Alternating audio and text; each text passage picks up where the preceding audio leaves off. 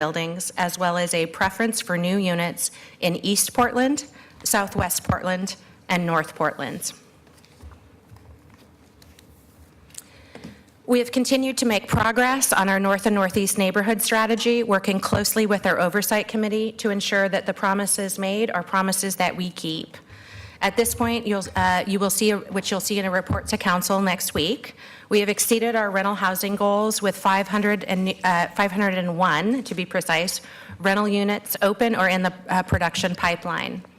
We are currently on track with our home repair grant and home loan programs, with 337 households currently being served.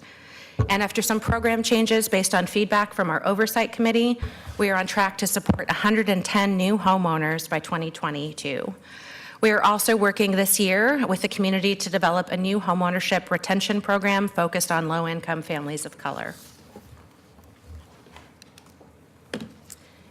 Inclusionary housing continues to see success with projects inside and outside the central city. Since its effective date, just over 2 years ago, the number of projects subject to inclusionary zoning in pre-application, early assistance, land use review, or permitting exceeds 110 new developments. The program currently has or has opened a total of 441 new market-supplied affordable housing units, the majority of which are at 60% median family income. With the injection of one-time, somehow I skipped something, just a moment. Okay. I am gonna do this because it skipped, there it is, sorry. A lot of paper, a lot of slides to go through. But this is one of the most important strategic initiatives the Bureau is undertaking in partnership with the Joint Office and other local partners. You may recall in October of 2017, City Council set a goal of providing 2,000 new units of supportive housing opportunities by 2028. As of today, we have 610 new units planned or in process. Roughly 2/3 of those units, or precisely 408 of those units, have been created or will be created as part of the Portland Housing Bureau pipeline and acquisition projects. These include projects that are funded by the Portland Housing Bond. We will need to secure with our partners service funding for these units, but the capital for these projects is secure.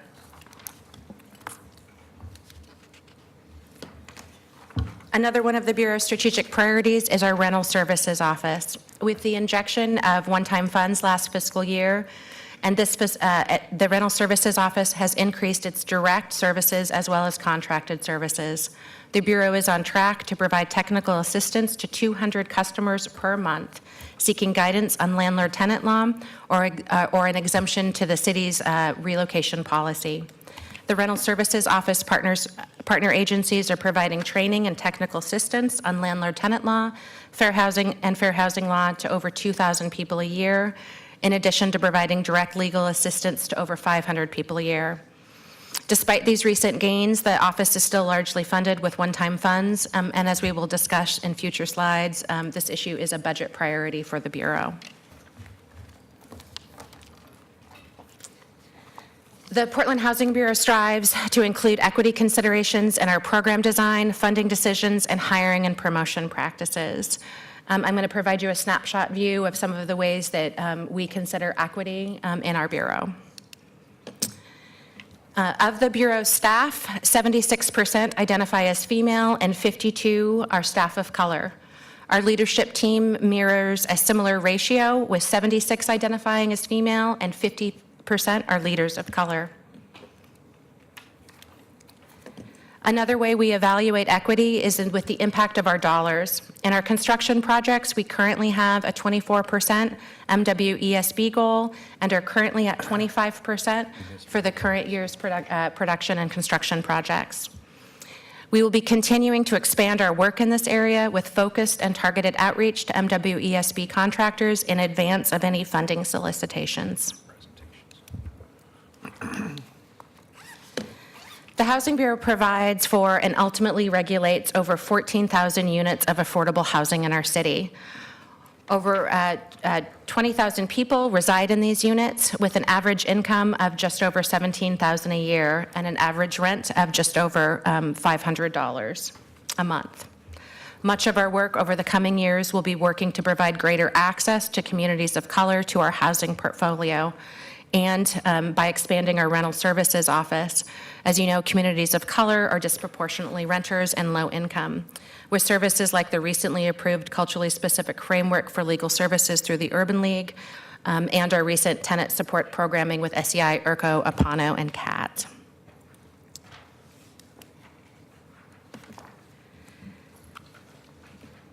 This year, the Bureau received 10 distinct directions to develop, the majority of which involve expanded renter services. I will briefly go over the topics of the directions to develop, and Matthew and I and Molly will be here to answer more specific questions after our presentation. We have, this slide encapsulates 5 of the 10 directions to develop. They include coordinated community planning with our fellow bureaus, an inclusionary housing market analysis, continuation of renter services, office funding, rental registration expansion, conversion of fee-based programs to ongoing funding,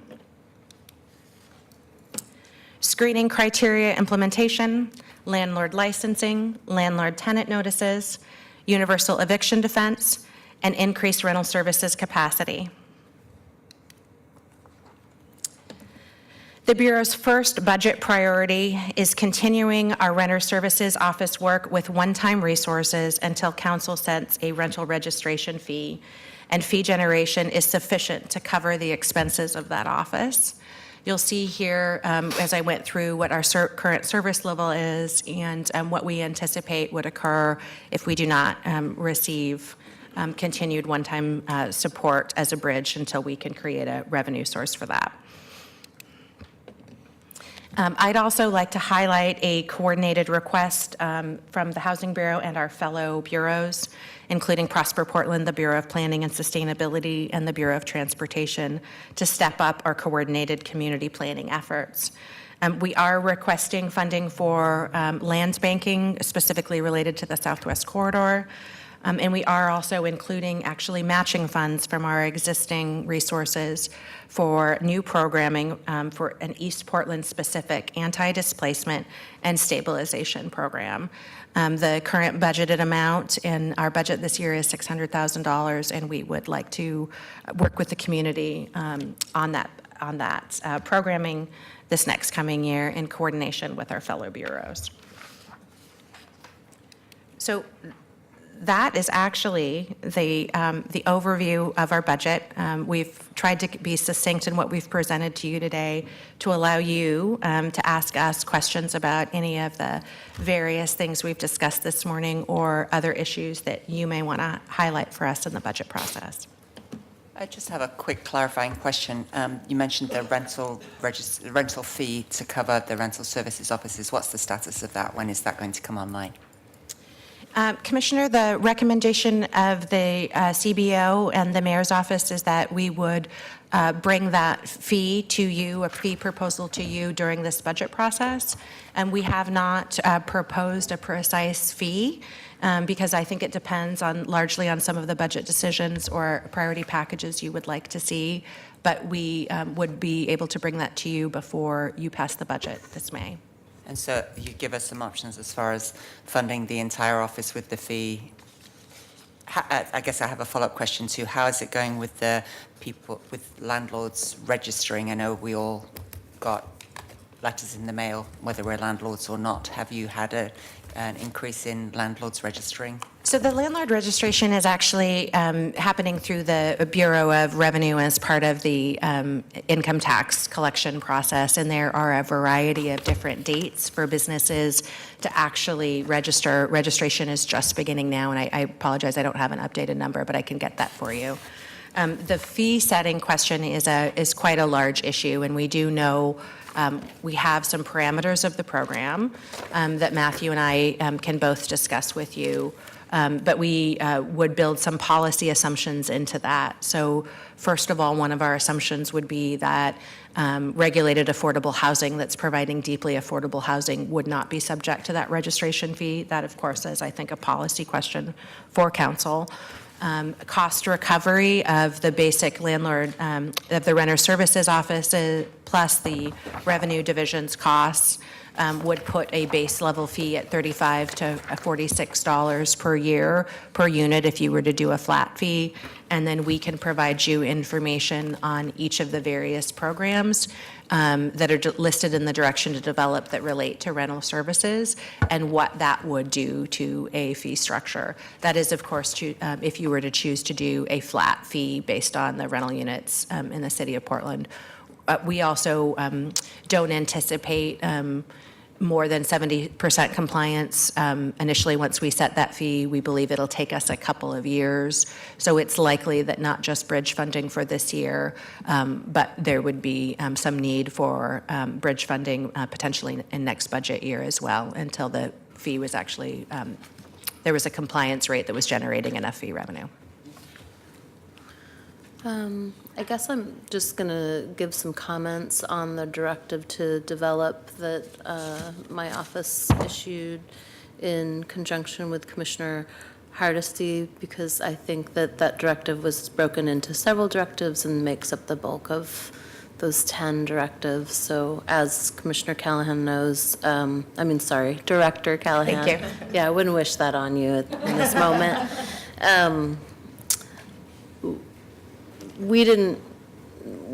That directive was broken into two distinct categories, kind of short-term immediate needs that we feel have to be funded in order for the Housing Bureau to administrate current and upcoming policy changes to our tenant protections. And then we wanted some kind of budget analysis on the additional programming that we think that rental services office should ultimately be offering. Wasn't my preference or intention that rental registration fee would pay for these long-term rental service programs, and my office is working with the Division of Revenue through a separate directive to develop to identify another permanent source of revenue that can be used for housing programs and policies. I do want to say in the short term, it's critical that we support some kind of increase to the Housing Bureau budget for additional capacity within rental services. And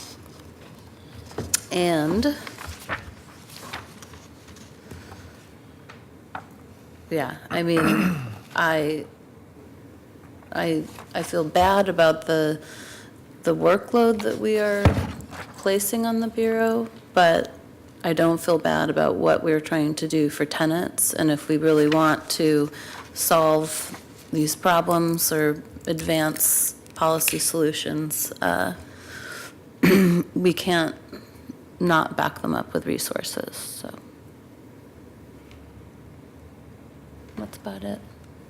Thank you for your concise budget presentation. Thank you, Director Callahan. I appreciate your thoughtful presentation and concise. It was great. I do have a couple of questions. Primarily, my question is around the inclusionary housing units is one of my questions, I should say. City has already permitted or is in the process of permitting 362 of these inclusionary housing units associated with 43 development projects. Another 57 projects have the potential for 6,309 units and some stage of early assistance or pre-application process. My question has to do with how long do these units stay affordable, and how does the city follow up to ensure that affordable based on our whatever we're using as affordable, how do we make sure that they remain affordable? So there's a 99-year affordability requirement that comes with the inclusionary housing program. We track and monitor those units just as we would our traditionally funded affordable housing program. So with inclusionary housing, we're providing a suite of incentives, but we're not providing direct financing as we would when we're doing units 60% and under and our deeply affordable units. But they'll be going through the same process with our compliance team to track and monitor on an annual basis. It is a newer program, so we are just seeing the first of those those units actually coming on the market. I think actually we know of just a handful of those units, but we intend to track them as we would our regulated portfolio. And if you have any other follow-up questions about compliance, we'd be happy to talk with you about that in more detail as well. So my other question is to do with the registration for landlords. A quick calculation, if we said $60 per landlord, would definitely generate the necessary ongoing revenue to make that happen. Do you have a timeline under which we'll be able to have a deliberative decision-making process before our budget decisions are made? Actually, yes, Commissioner, I think that's something that would be good to discuss with council now as to what type of process that you would like to have with us. We would like to make sure that we're proposing any fees and are talking with our Rental Services Commission, of course. But I think there's a question as to your priorities from the number of items that are contained in this, in these direction to develop, the timing of how quickly we could actually staff up and implement some of those programs. And then frankly, our staff would have some recommendations in coordination with council and your offices about initial priorities as well. I think we also would want to make sure from the Housing Bureau's perspective that if we're setting a fee and generating income, that those services are actually already there in the market. But yes, I think I would actually love to hear your input on whether that should be individual conversations before we bring a policy to council, of course, involving citizen input with our Rental Services Commission. We'd also be happy if you were willing to do a council work session about the issue, which I think may be helpful, so that we could walk through all of the different policy choices to be made. And I'd suggest, of course, that our Revenue Bureau was actually a partner in those discussions as they will be collecting the fee. Thank you. One more question. The Revenue Bureau is retiring, I understand, the business license tax platform. And so my question is kind of what are they replacing it with? And could you use the replacement platform to create the system for the rental registration expansion? I would love to turn the first part of that question over about the platform to Tom Reinhardt, and then I can answer the second part of that question. Morning, Council. Morning, Community Budget Advisors. Tom Reinhardt, CAO. First, I should clarify the Revenue Division is a part of the Bureau of Revenue and Financial Services, but for the people who have been around the city a long time, it used to be a bureau, so it's a division. Secondly, I should defer that in terms of follow-up information since I haven't been in the day-to-day of that. I do know there's lots of good collaboration between the Housing Bureau and the Revenue Division, but I don't want to misspeak, so we will follow up on the answer to that. So, and Commissioner, I think there is, CBO had made this recommendation for consideration. The Bureau and the Bureau feels that an off-the-shelf solution may actually provide the needs of renter registration in an easier way than actually adapting a tax platform. I think we could have those discussions, but there are readily available renter registration systems that other cities and localities use that we think would probably be a lower cost and a quicker way to actually implement and frankly a tested system. And so we do have some cost estimates for one-time costs and then the ongoing costs of maintenance. I believe, Matthew, I'd turn to you for that, if you wouldn't mind. Good morning, Matthew Schaubold. So as far as the cost estimates go, I know there's some whole dollar costs in the budget packet, but the estimates we've gotten from vendors are for platforms used by other jurisdictions between $5 and $10 per rental unit that registers with the system as a maintenance cost, and an equivalent total, so $500,000 to $750,000 for the initial procurement. And then Commissioner Hardesty, just to add a little bit more detail, I think part of the question about the integration with the Revenue Division's new platform has to do with the type of information that City Council would like the registration to collect. Because in our conversations, and again, I think it's appropriate to have Thomas here for a more detailed discussion, there are definitely limitations in terms of the kinds of data fields that we could collect with a tax platform, even one that's being configured as a brand new tax platform, just because the type of information may be a bit different than the type that City Council may want to collect about the city's rental units or other associated data points. So that's where the conversation has been about the two different systems. Director Callahan, excellent presentation. We're going to take the Parks presentation, cut it in 2/3 and do the same thing. Last November, the voters Metro-wide passed a housing bond. When do we anticipate seeing the first dollars come into our system? Thank you, Commissioner Fish. We are working right now with Metro on their parameters for developing a local implementation strategy, which would then have to be approved by the Metro Council. I actually, at this point, would also like to make sure that Molly Rogers is acknowledged as her new role. Molly has specifically been tasked with not only the new implementation of the Portland Housing Bond, but also of the Metro bond. And we do anticipate resources after we enter into an intergovernmental agreement, which would come to council. But I'm going to turn it over to Molly more for additional thoughts on timing. Thank you, commissioners and advisors. My name is Molly Rogers, Deputy Director of the Portland Housing Bureau. Been on 2 months now, but thrilled to be here to answer questions about the Portland Housing Bond and the Metro Bond.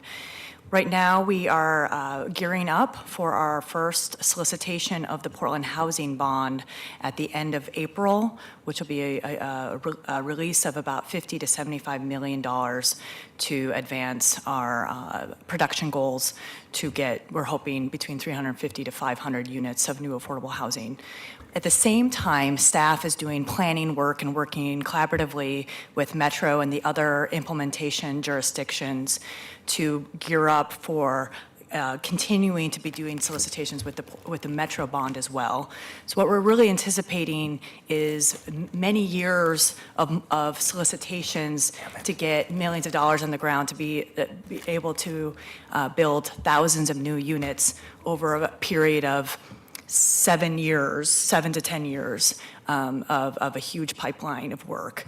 So there's a lot of planning work we still need to do, particularly around a huge community engagement process and folding in with other jurisdictional work with in a regional basis. But then what we will do after that is develop our own Portland local implementation strategy, and that is what will be presented to City Council.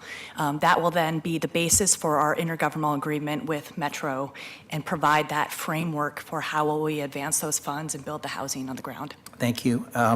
Director Callahan, I'm pleased to see we're continuing to make progress on our goal of 2,000 units of permanent supportive housing.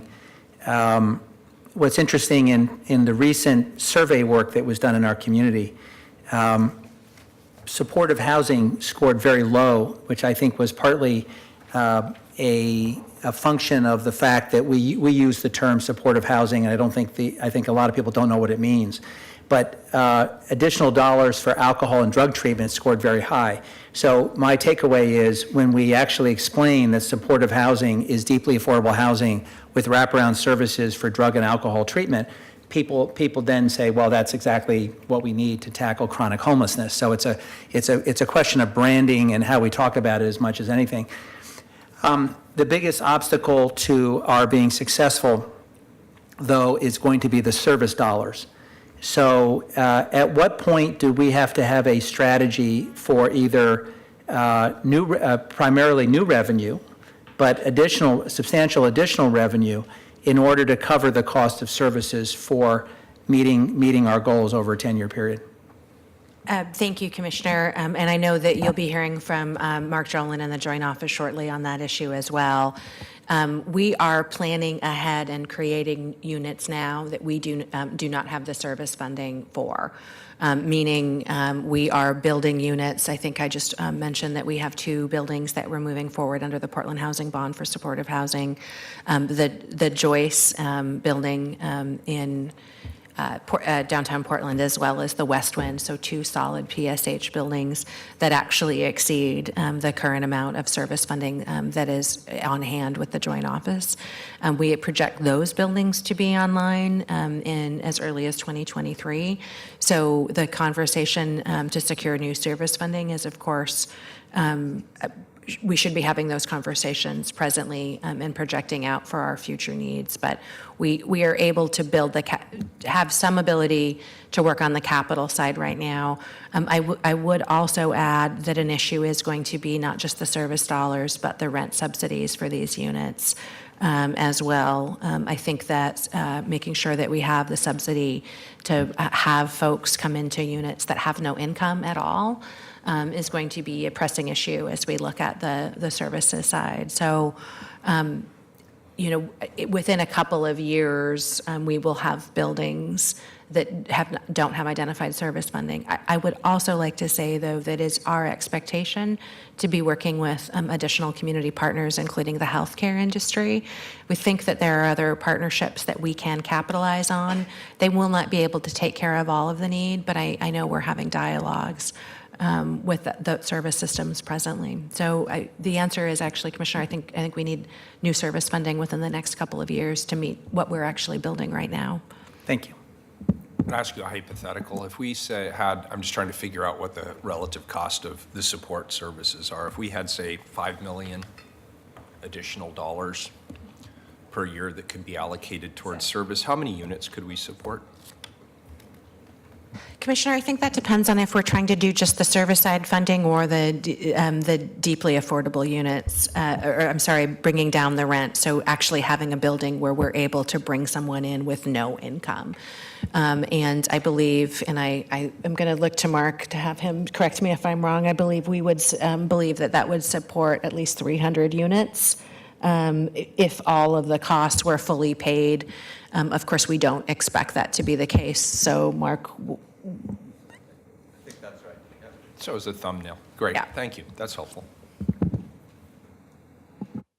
Oh, we're always, you guys don't have to wait for us, by the way. You are equal partners at this table, so jump in whenever you want. I was waiting to see what questions you asked to see Very if good. it took away from the several questions I had. So, But I want to be clear on that. You are not subordinate to us at No, this I table. know. You jump in whenever you feel like it. Great. Thank you. well, as most of you know, I co-chair East Portland Action Plan's housing, as well as being on the David Douglas School Board. So I'm looking at the East Portland initiative of $600,000 that they've requested, and the CBO has asked to redirect it. I happened to meet with my committee Monday, and we discussed this. We were very discouraged because the last 3 years, we were promised 1.5 for the rental rehab, which wasn't a successful program, but the money was all redirected. And I believe it was over $1 million it was redirected to the rental program. We strongly wish to have that money spent on East Portland. Housing has been one of the areas when we do our budget mapping that has not invested in East Portland. I'm very concerned. I am studying the issue of displacement right now, where 5 years ago they said, oh, East Portland, no problem, it'll be 10 years or so before people are displaced. They started being displaced 4 years ago. Our school district enrollment has dropped. Our free and reduced lunch has dropped significantly, which indicates that it is our lowest income people being moved out. It's a concern not for us, but for Park Rose, Centennial, Reynolds, Gresham. They are no longer staying in East County. They're leaving East County. So we strongly wish to have this funding. We're fine with them part of the position collaborating with the transportation, planning and sustainability, there's 4 of them. Anyway, we're fine with that because we want that collaborative process so that when things are built, it's built with a thoughtful process out there similar to what a quadrant plan would be. So they're very supportive of that. But that's more of a statement. But I wanted to carry that through. Now, in regard to supportive housing, I was on the stakeholders group, and we talked, I believe with the bond, we were going to do 400 units of supportive housing or something like that. Was it 3? I can't remember all the numbers. We had so many numbers.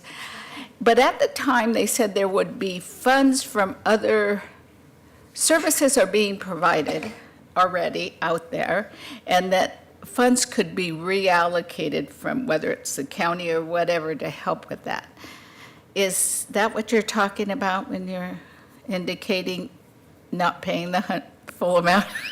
Thank you, first of all, for your support for the East Portland program. There is a certain amount of service funding in the system to be able to bring on supportive housing units, but there is not enough service funding to support our ultimate goal of 2,000 units of supportive housing.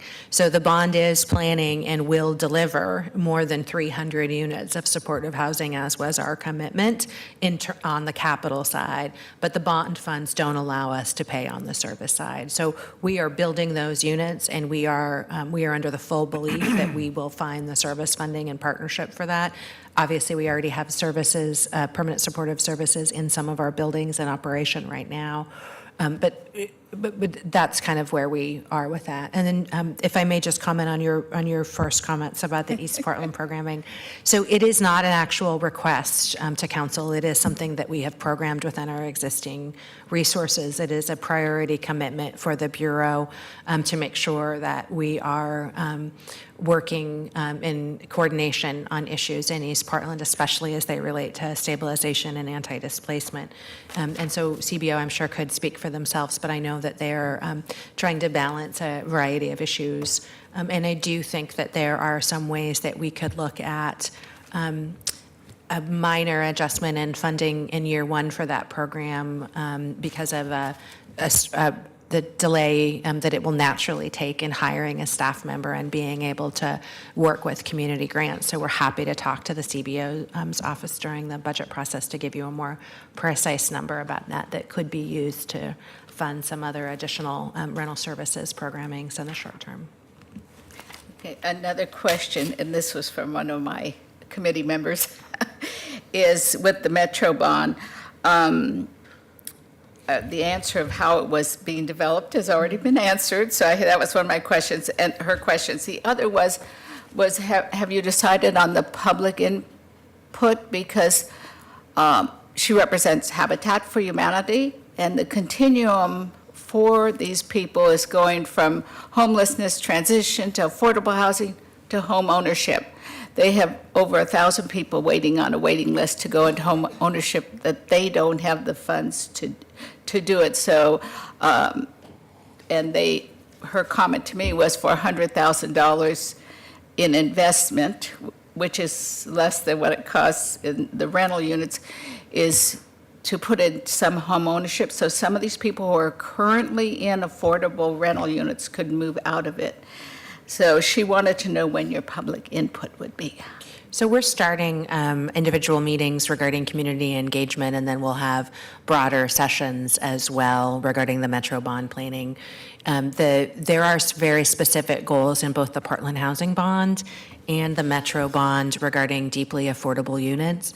I think we'd like to see if homeownership can be figured into those calculations, but they will have to overarchingly meet the same goals that we have for deeply affordable, and there's very few models that actually can provide homeownership opportunities to people that make less than 30% median family income. So it is something we want to have a real conversation about, and the community planning will have more dates coming shortly. I would, if I may, also use this moment to say we're having a meeting on April 4th, an evening meeting at ERCO regarding the Portland Housing Bond implementation plan, an evening meeting starting at 6:30. We'll have dinner service starting at 6 with our Bond Oversight Committee, which will help also provide us some feedback as we look at planning for the Metro bond. Yeah, I believe that one's in ERCO, right? Exactly. Okay. The other question I had is you have training, and I'm assuming that's rent training information that goes for renters, et cetera, in your training budget? Or is it? For the rental services office?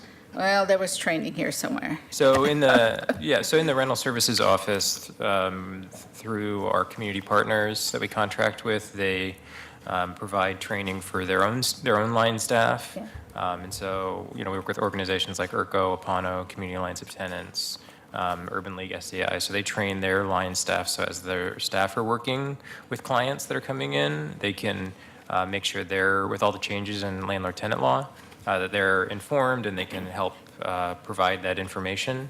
And then they also provide trainings in the communities. And so they will organize training events to actually kind of host larger trainings to go over landlord-tenant law, the services available to them, how to access those services. So that's a part of the contracted services. Is it just rental, or do you do training with, does it include training in regard to homeownership?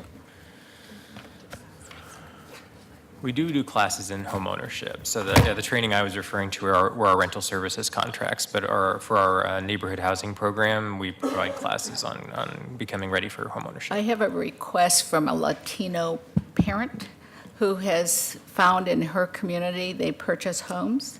And the one thing they're running into, because they don't get the information properly, is training in regard to environmental issues. They've found several Latino people have purchased homes, found contamination in soil or mold or whatever, and because they're not as knowledgeable, they feel they're stuck with this house, so to speak. So it was a minor thing. They requested that could be included in homeownership training, and it seemed like a tiny thing to do. So I think that's all I have for now. I have two quick questions, Director Callahan, and it's about your equity breakdown. I would very much like to have a more detailed breakdown, especially as it relates to construction projects. I'd be happy to have that in a briefing later. I know we don't have time for you to go through the details now.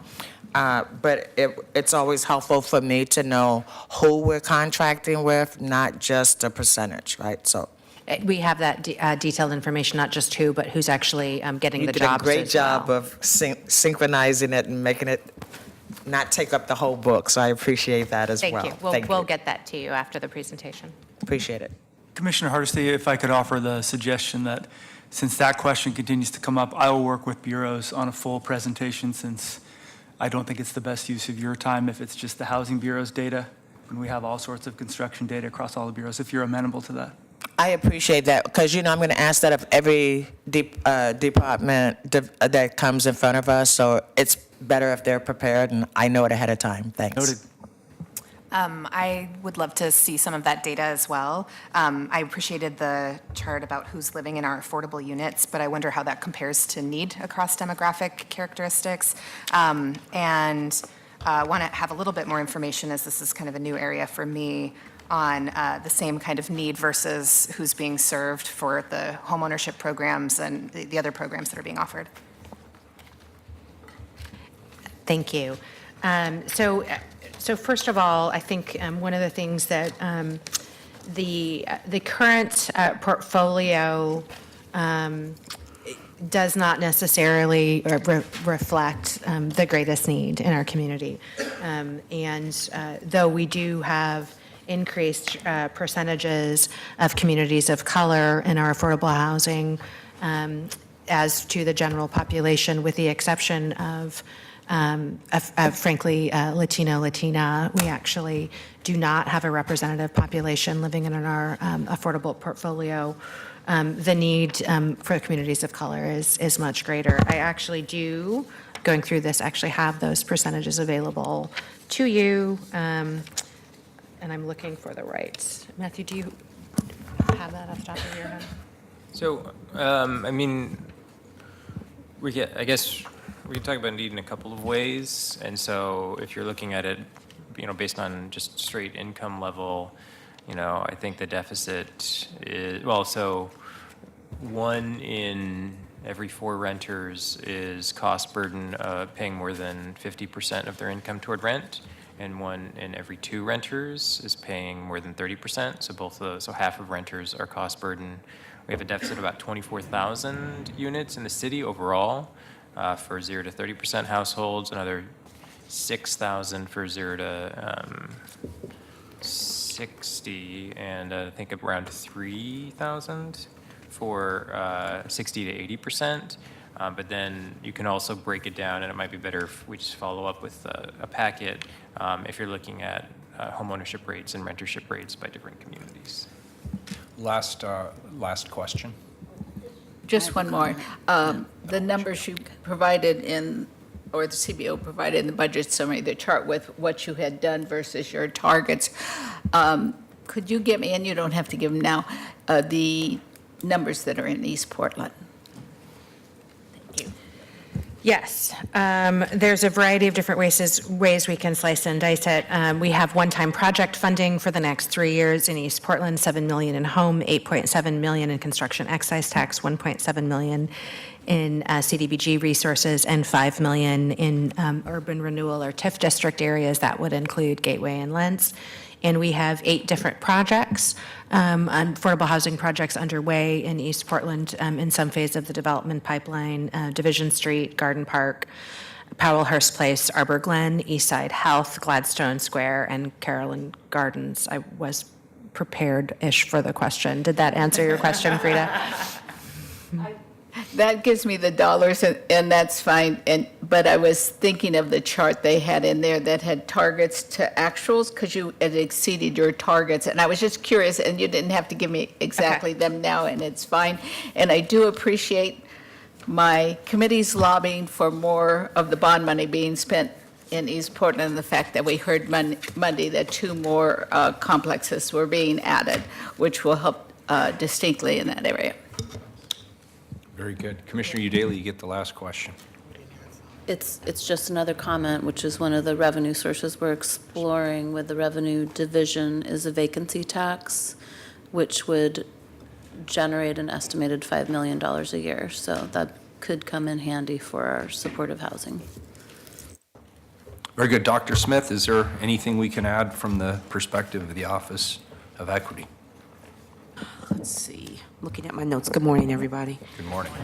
I would just say the piece around rental services continuation, that we really pay quite a bit of attention to that, as that would, not having that funded would negatively impact kind of that rental services office, and so really paying a lot of attention to that. You all have brought up conversation around East Portland, and that's something that a colleague of mine and I were talking about earlier today, and just the importance of displacement and what that means as we're thinking about housing. And I think that's it. Yeah. Thank you. Great. Thank you for your presentation. Obviously, this isn't the last chance we're all going to get to ask questions of the Housing Bureau. Next up is the Joint Office of Homeless Services. Mark, are you flying solo today? Nope. Oh, very good. Hi, Christian. How are you today?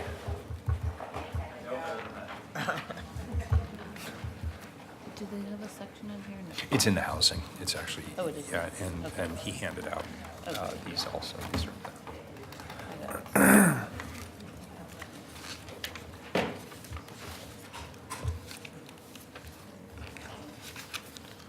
Good morning. Good morning, Mayor, Commissioners, Budget Advisors. Mayor and Commissioners, Budget Advisors, and CBO folks, thank you for having us this morning. I'm Mark Joel, and I'm the Director of the Joint Office of Homeless Services. Shannon set the bar at a concise presentation. I'm going to do my best to mirror that, but I may run a little bit longer, but definitely plan to leave you enough time to ask a lot of questions.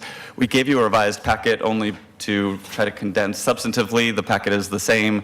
We just reduced down the number of slides a bit in order to help keep it moving quickly. So we'll start with what is essentially our mission.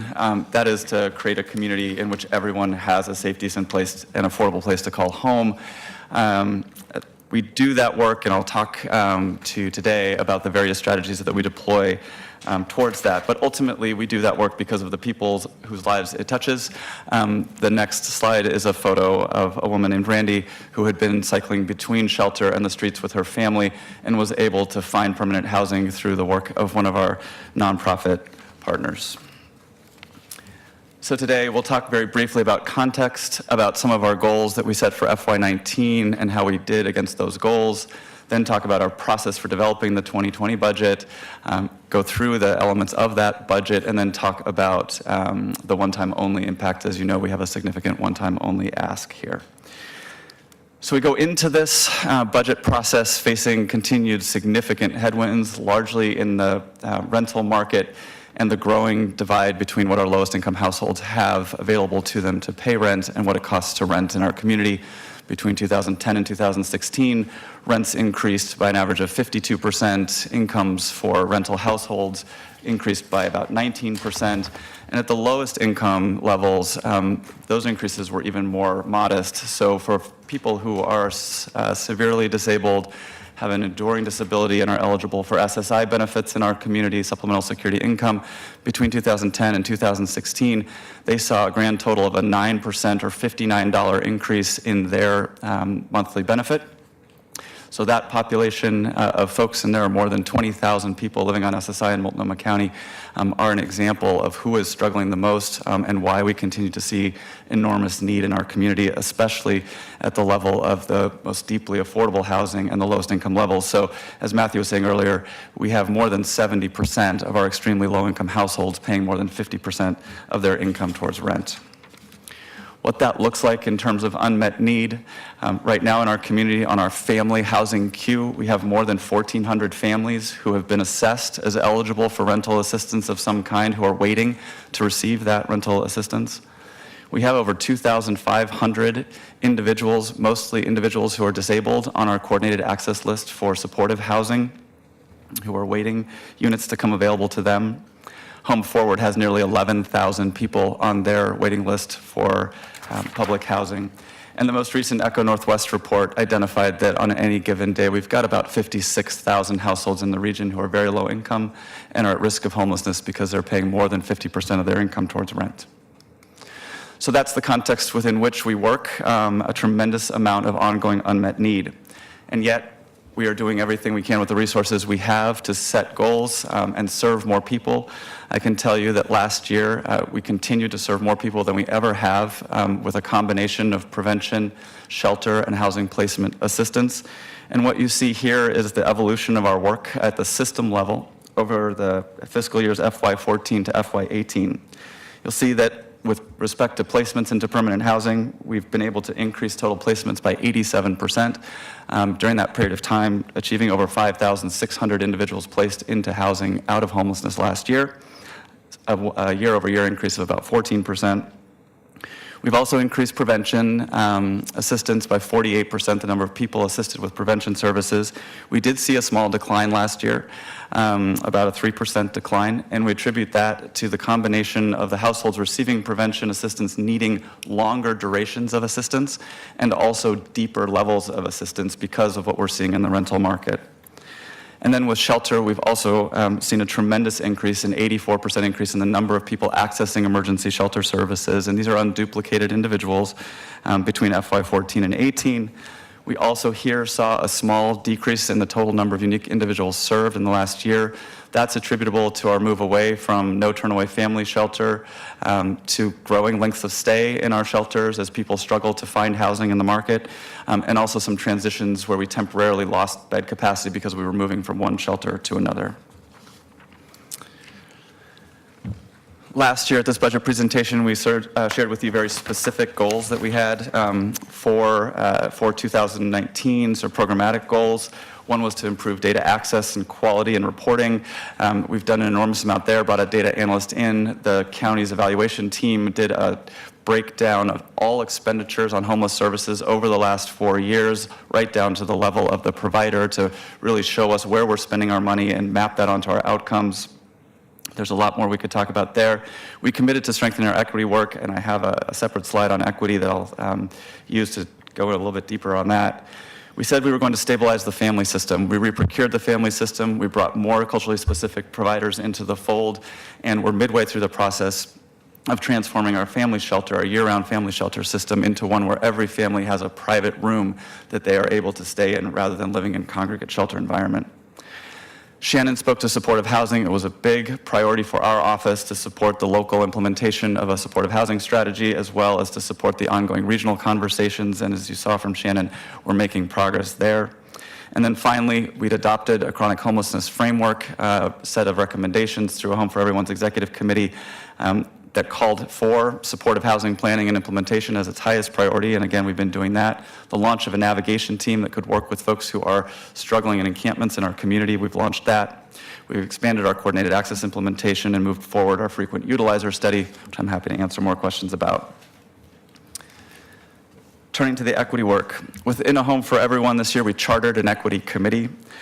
We continue to work with supporting partnerships for anti-racist communities to really center our understanding of the role of racism, institutional racism, and systemic racism in both causing homelessness and causing homelessness to persist, in particular for people of color.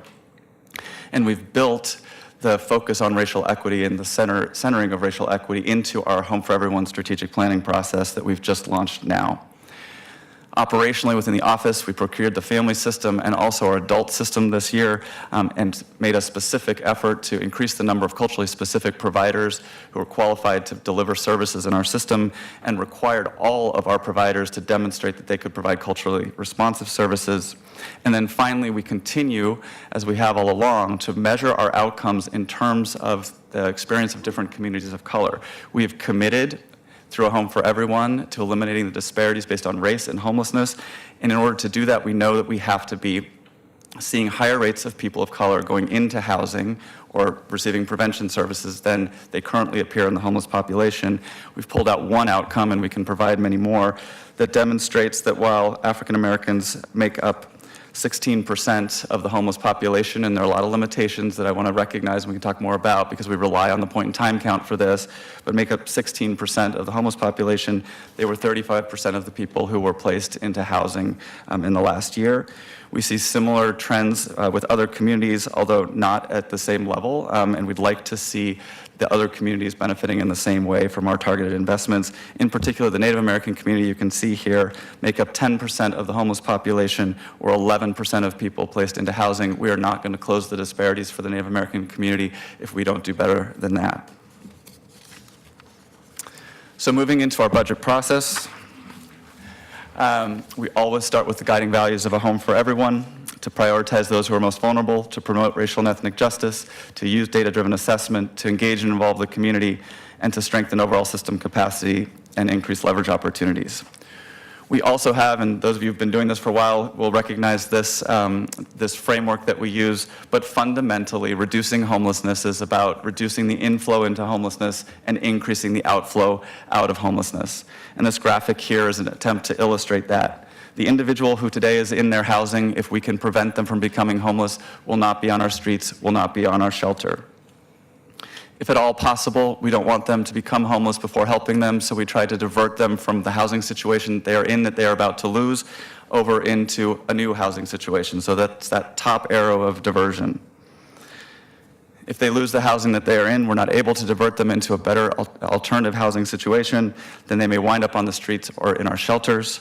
Our first priority is always to move people straight back into permanent housing. We're committed to a housing first strategy, so if someone's on the street today, we're not going to ask them to go to shelter before we help them move into housing.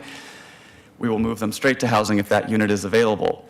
And for many it is not, and therefore we have a shelter system that helps us reduce street homelessness, but actually doesn't reduce the number of people who are homeless. That only happens once we move the person out of shelter back into housing. Our office deploys these strategies for several different population-specific systems. So we have a system for families with children, for youth up to age 25, for domestic violence survivors, and for adults. In each of those systems, we have the same strategies, the same core elements that get integrated into ensuring that we're getting the most out of the resources that we invest. We've talked about shelter, we've talked about prevention and diversion and housing placement. The two additional elements are access. So how do people find out about the services that they need? How do we get to people to help them understand what it will take to get into the services that are available? And then there's the support service component. So while we spend most of our resource helping people find, get into, and retain their housing, we also invest in employment and benefits and other types of income acquisitions and health-related services. An illustration of our access commitment is outreach. This is Tiffany. She works for the Clackamas Service Center and does outreach. This is going to people and helping make sure that they understand how they can get into our shelters, how they can get into our housing programs.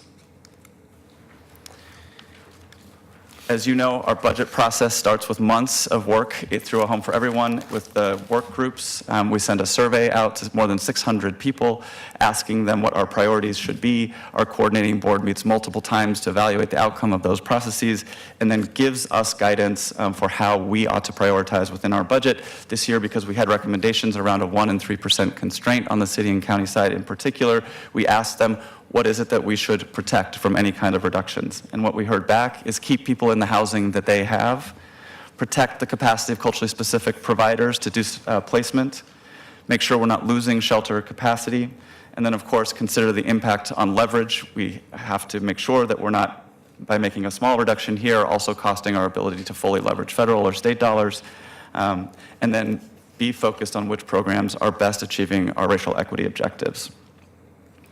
So that was the guidance. I will say that with that guidance in mind, our office, our staff went through our budget line by line by line to try to identify which potential reductions best conform to those recommendations, and that's what you saw in our budget submittal. So our budget, first of all, I'm just going to go through some of the categories quickly. I think we're doing okay for time. Go through the categories. First, administration and operations. There's about $2.5 million of our total budget that's committed there. You can see the breakdown on top of the relative investments of county, city, and other funds. The other funds are by and large federal COC grant dollars. In this budget, we have a request. One of our directions to develop is to add staff capacity in three critical areas. One is around communications capacity. It's 1 FTE, one around data analysis, and a half position around alternative shelter. The first two are proposed as shared investments of the city and county. With our current staff, we have these 4 core functions that we serve in the joint office. One is to support A Home for Everyone and the community level planning that goes into ending homelessness. Then we administer contracts with some 40 different nonprofits that are delivering that range of services across the different population-specific systems. We have a growing role in overseeing and administering the development of shelters in our community, the full range, everything from severe weather shelter to emergency shelter and alternative shelter. And then finally, we're the Continuum of Care's lead agency. So our community receives about $25 million a year from HUD through the Continuum of Care. We do the data analysis, the reporting, the application, all of the administrative work that's assigned to that role. The next major budget category is system support. Access and coordination is about $2.1 million of our proposed budget. This runs, again, the gamut of things that we do to make sure that people know about the services that are available in our community. 211 is a good example of that. We contract with 211 to do not just basic information referral, but to, during severe weather, coordinate transportation and shelter availability and inventorying. They also do assessments for our family system to prioritize families for the limited resources that we have for housing assistance. But this is also outreach teams that are doing assessments for things like our adult coordinated access system. We did have one significant change here. We won a new HUD grant this year to provide a coordinated access person for our domestic violence system, so that's reflected in this budget. This is also a place to call out for you briefly that in the bar charts above, what you're seeing in the orange is a representation of the one-time only, city one-time only that is allocated to this sector of our work, and we'll come back to the one-time only conversation, but it gives you a sense of the proportion there. So a significant amount of our resource goes into shelter. And when we talk about shelter, we mean everything from severe weather shelter to seasonal winter shelter to year-round shelter that is typically 24/7, 365, and alternative shelters like the Kenton Village, which you see here. Last year, as you saw, more than 8,300 unique individuals accessed emergency shelter in our system. 45% of those people were people of color. In this past year, what you see is here a list of all of the shelter projects that we were working on in our office over the last year. Some of it was relocating year-round shelter capacity, which is what you see in the first list. Some of it was opening new winter shelter locations distributed geographically throughout the community, and a significant amount of work on alternative shelter as well. There is a new funding request, a direction to develop here for an additional $500,000 to allow us to fully take advantage of the 2 new adult 24/7 shelters that we expect to come online at the beginning of next fiscal year. One of them is the foster shelter, the other is the navigation center. It adds 20 beds of capacity. It also moves 75 beds that have been nighttime only into a 24/7 operation, which will be very beneficial to the people who stay there. The biggest investment we make is in housing, which is, I think, as it should be, because our goal is to end people's homelessness. We have a $35 million budget committed to moving people into housing, providing housing retention services, and providing supportive housing services on an ongoing basis. Last year, 5,600 people moved into housing. Almost 12,000 people either moved into housing or were receiving ongoing housing retention or supportive housing services with this budget. And 60% of those people were people of color. We have a request of one-time only, direction to develop, a request to restore the 1% reduction here. We proposed a reduction of chronic homeless assessment team that is in this part of our budget that does the work of assessing. This is a couple of positions on that team. It's a team that we feel like we need to scale as we do our work to expand supportive housing, but it was where we thought we might be able to absorb this reduction with the least amount of immediate adverse impact. I want to call out here the woman who's featured in this picture used to be at Kenton Women's Village and is now in housing through an in-reach team that we fund out of this part of our budget that this year already has helped 61 households who are either in our alternative shelters or in shelters that don't have housing placement services built into them move back into permanent housing. We invest about $4.2 million in diversion and employment services, and these are really 2 different types of services. We've just consolidated them for budget simplicity here. On the diversion side, we're talking about that first bar that I showed you on that system slide, where someone has a housing situation they're in now, but rather than have them come to shelter or go to the streets, we help them find someplace that they can move to immediately. This is also diversion from hospitals, so we have a hospital diversion program here. We have a program that's featured on the sidebar, Flip the Script, which is a partnership with Central City, where folks who are coming out of the criminal justice system, rather than winding up in our shelters or on the street, are moving into transitional housing, receiving recovery services and employment services so that they're diverting straight into a permanent housing placement. That's a program that we fund out of this diversion resource. It's also where we fund the Ticket Home program and other sort of innovative ways that we can use small amounts of money to help place people directly into permanent housing. On the employment side, here we are doing alignment work between mainstream employment systems and rent assistance, because we know from the data that folks are much more successful in obtaining living wage employment if they remain housing stable. And so that's the kind of investment you see in this part of our budget. So here's the overall budget picture for us. We're requesting $67 million. It's a little bit less than last year. The biggest change there is that last year we had a $5 million one-time shelter capital allocation from Multnomah County that we're not re-requesting this year, so that's the biggest change you see. To summarize, if this budget is approved, we would have 26 FTE in our office, and it would include $785,000 in new requests for the expanded shelter capacity and for the additional FTE.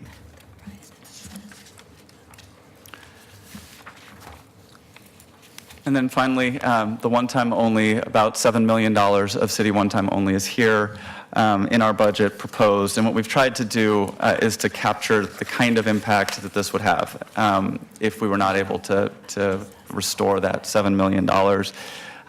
It's a significant amount. It's about 22% of the city's allocation to this system. There is no way that it wouldn't have profound impacts on our ability to continue to deliver services at the levels we do. You can see here, we'd be talking about at least 150 of our year-round shelter beds, all told about 800 placements across various parts of our system, a significant reduction in our employment and benefits acquisition system. Again, because we invest in a balanced way, right? We try very hard to maximize the impact of our resources by ensuring that we're making targeted and balanced investments in our shelter placement and support services. A $7 million reduction would have to be taken through all parts of that system in order to be absorbed, and it would have dramatic consequences. Questions? Thanks, Mark. Dr. Smith, did you have a comment? Okay, just a few things. I'll go quick. The first is on slide 6. Tom and I had a question about what region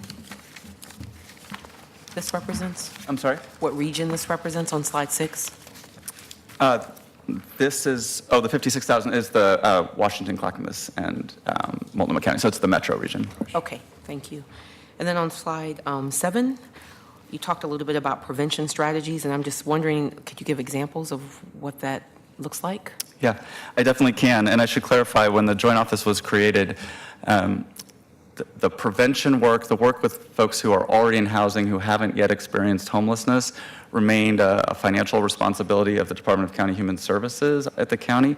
So while we plan for prevention and we represent in the system outcomes, our own budget doesn't invest in a lot of prevention, except when we talk about housing retention, essentially we're working to keep people in the housing that they already have. So it's a gray line. But a prevention strategy, for example, might be our short-term rent assistance program that we invest in, and the city, and the county, sorry. There's a lot of resources going into that, but it's administered through Home Forward. And families who are working with a provider who are in housing can come to the provider and say, I can't make the rent this month, I need $800, I had a gap in income, or I had a medical expense, and they can provide that. It can also look like in-home problem solving. So someone who might be in a public housing unit is struggling with a disability, is running into challenges in terms of their relationship with their neighbors. Someone might be able to come in and provide some problem-solving support so that that doesn't turn into a lease violation and jeopardize their housing. So it's often a combination of financial and programmatic assistance. Okay, thank you. And just a couple more things. On slide 9, you talk about culturally specific, working with culturally specific and responsive providers. And I just wondered if you could, one, kind of give an example of who, and then sort of how are you defining culturally specific? Yeah. And there's a follow-up to that, but yeah. So yes, I'm happy to answer that. So the county's adopted a formal definition of culturally specific services that essentially is programming that is provided by and for the community. So an example would be a provider like SEI or NEA or NARA. And an example, so in our family system, right now, there's a team that is the mobile housing team, and it is made up of staff of multiple different agencies, including staff from SEI, from NEA, from NARA, from Latino Network, and El Programa. And so it's building sort of multi-agency capacity to provide culturally specific services, but where there's also alignment on the service model and ensuring that the resources are getting to the families who've been prioritized through coordinated access. Okay, thank you. I'm almost done, I promise. No, it's all good. I just wanted to call out just sort of, and I don't know if staff are trained on this or have some sort of professional learning around the historical narrative of racism in Portland and how that is playing out in the numbers that we see, particularly for the African American Black community. And so I would just encourage, if that's not something that has been a part of training or conversation, that really become a part of what's happening as we're Absolutely. considering, because those numbers have some history behind them. Yes. And then my final piece was just around the mental health component, and so how are you connecting, I guess, with mental health organizations and I'm thinking specifically around the graphic number 11 on slide 11, so just sort of raise that for me. So there are both ways in which we partner with our mental health division at the county, and then there's direct investment that we make in mental health outreach. So one of our outreach programs is an intensive street engagement program where we're actually funding mental health outreach specialists to partner with neighborhood response team officers, primarily in the Central District, to do outreach to folks who are struggling with mental illness and are sleeping outside and need supportive housing. And so that program both funds the street outreach component and also provides some ongoing rent assistance for folks who are identified by that team so that they get into the supportive housing that they need. We fund another similar mental health outreach team that's not partnered with the police bureau directly. And the partnerships we're sort of forming now with mental health, especially as we talk about supportive housing, the new SROs that we collaborated to put out an RFP with the Housing Bureau on. We brought the health department in, and mental health division in particular, to say, we want to serve this population with these SRO units. Can we make resource commitments to those projects? So it's very much front of our mind. Thank you, Dr. Smith, because I'm going to pick up kind of where you left off. You talked about culturally specific service providers. Mm-hmm. I know the way the county funds is they have one organization that they fund, like in the African American community and in the Asian Pacific Islander community. Are you following the county's model, or is there more opportunity for service providers who serve geographically and ethnically specific populations? Because I can tell you, as an elder in East Portland, me having to go to SEI in North Portland is not an option. So we don't in the Joint Office have any limitation like that. And in fact, with the family procurement, even though we had NEA already as a partner, brought NARA in. Even though we had El Programa already as a partner, Latino Network came in. I think we recognize that organizations can, even if they're culturally specific with a particular, can be serving different parts of that community, reaching different geographic areas. So we've tried to be very open and bring as broad a range of providers into our system as possible. Thank you. I'm glad to hear that. And by the way, excellent presentation, very brief, concise, appreciate it. Oh, well. My other question is, we've all been hearing about the college scandal about rich people paying money and pretending they're people of color and pretending they're athletes, et cetera, et cetera. You have numbers of 60% people of color being served. Is that true? How do you know that's true? We do rely on people identifying how they identify themselves in the intake process with our providers. So if someone identifies as African American, that's how they're noted. We use an inclusive identity model, so we ask people to identify all of the identities that they associate with. And we're increasingly able to report that as well. So you see our reports showing folks who identify as white and only white, and then also folks are able to say, I identify as African American and Latinx. Those are options, and so we see the reporting reflecting that kind of inclusive identity.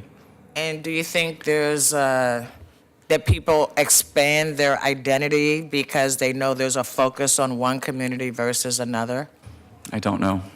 It's certainly possible, but I don't know.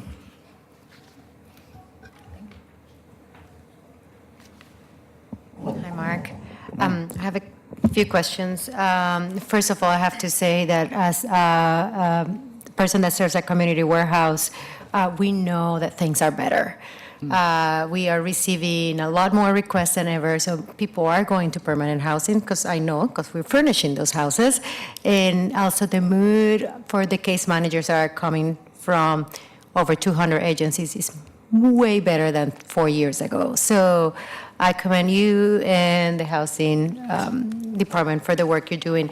On page 9 for that graphic on equity, thank you for the acknowledgement that the Native American is underserved. But could we see a graphic similar for the white community? Sure, absolutely. And then for the communication position, do you have currently a communication position, or you don't have anyone doing that, serving as a communication person?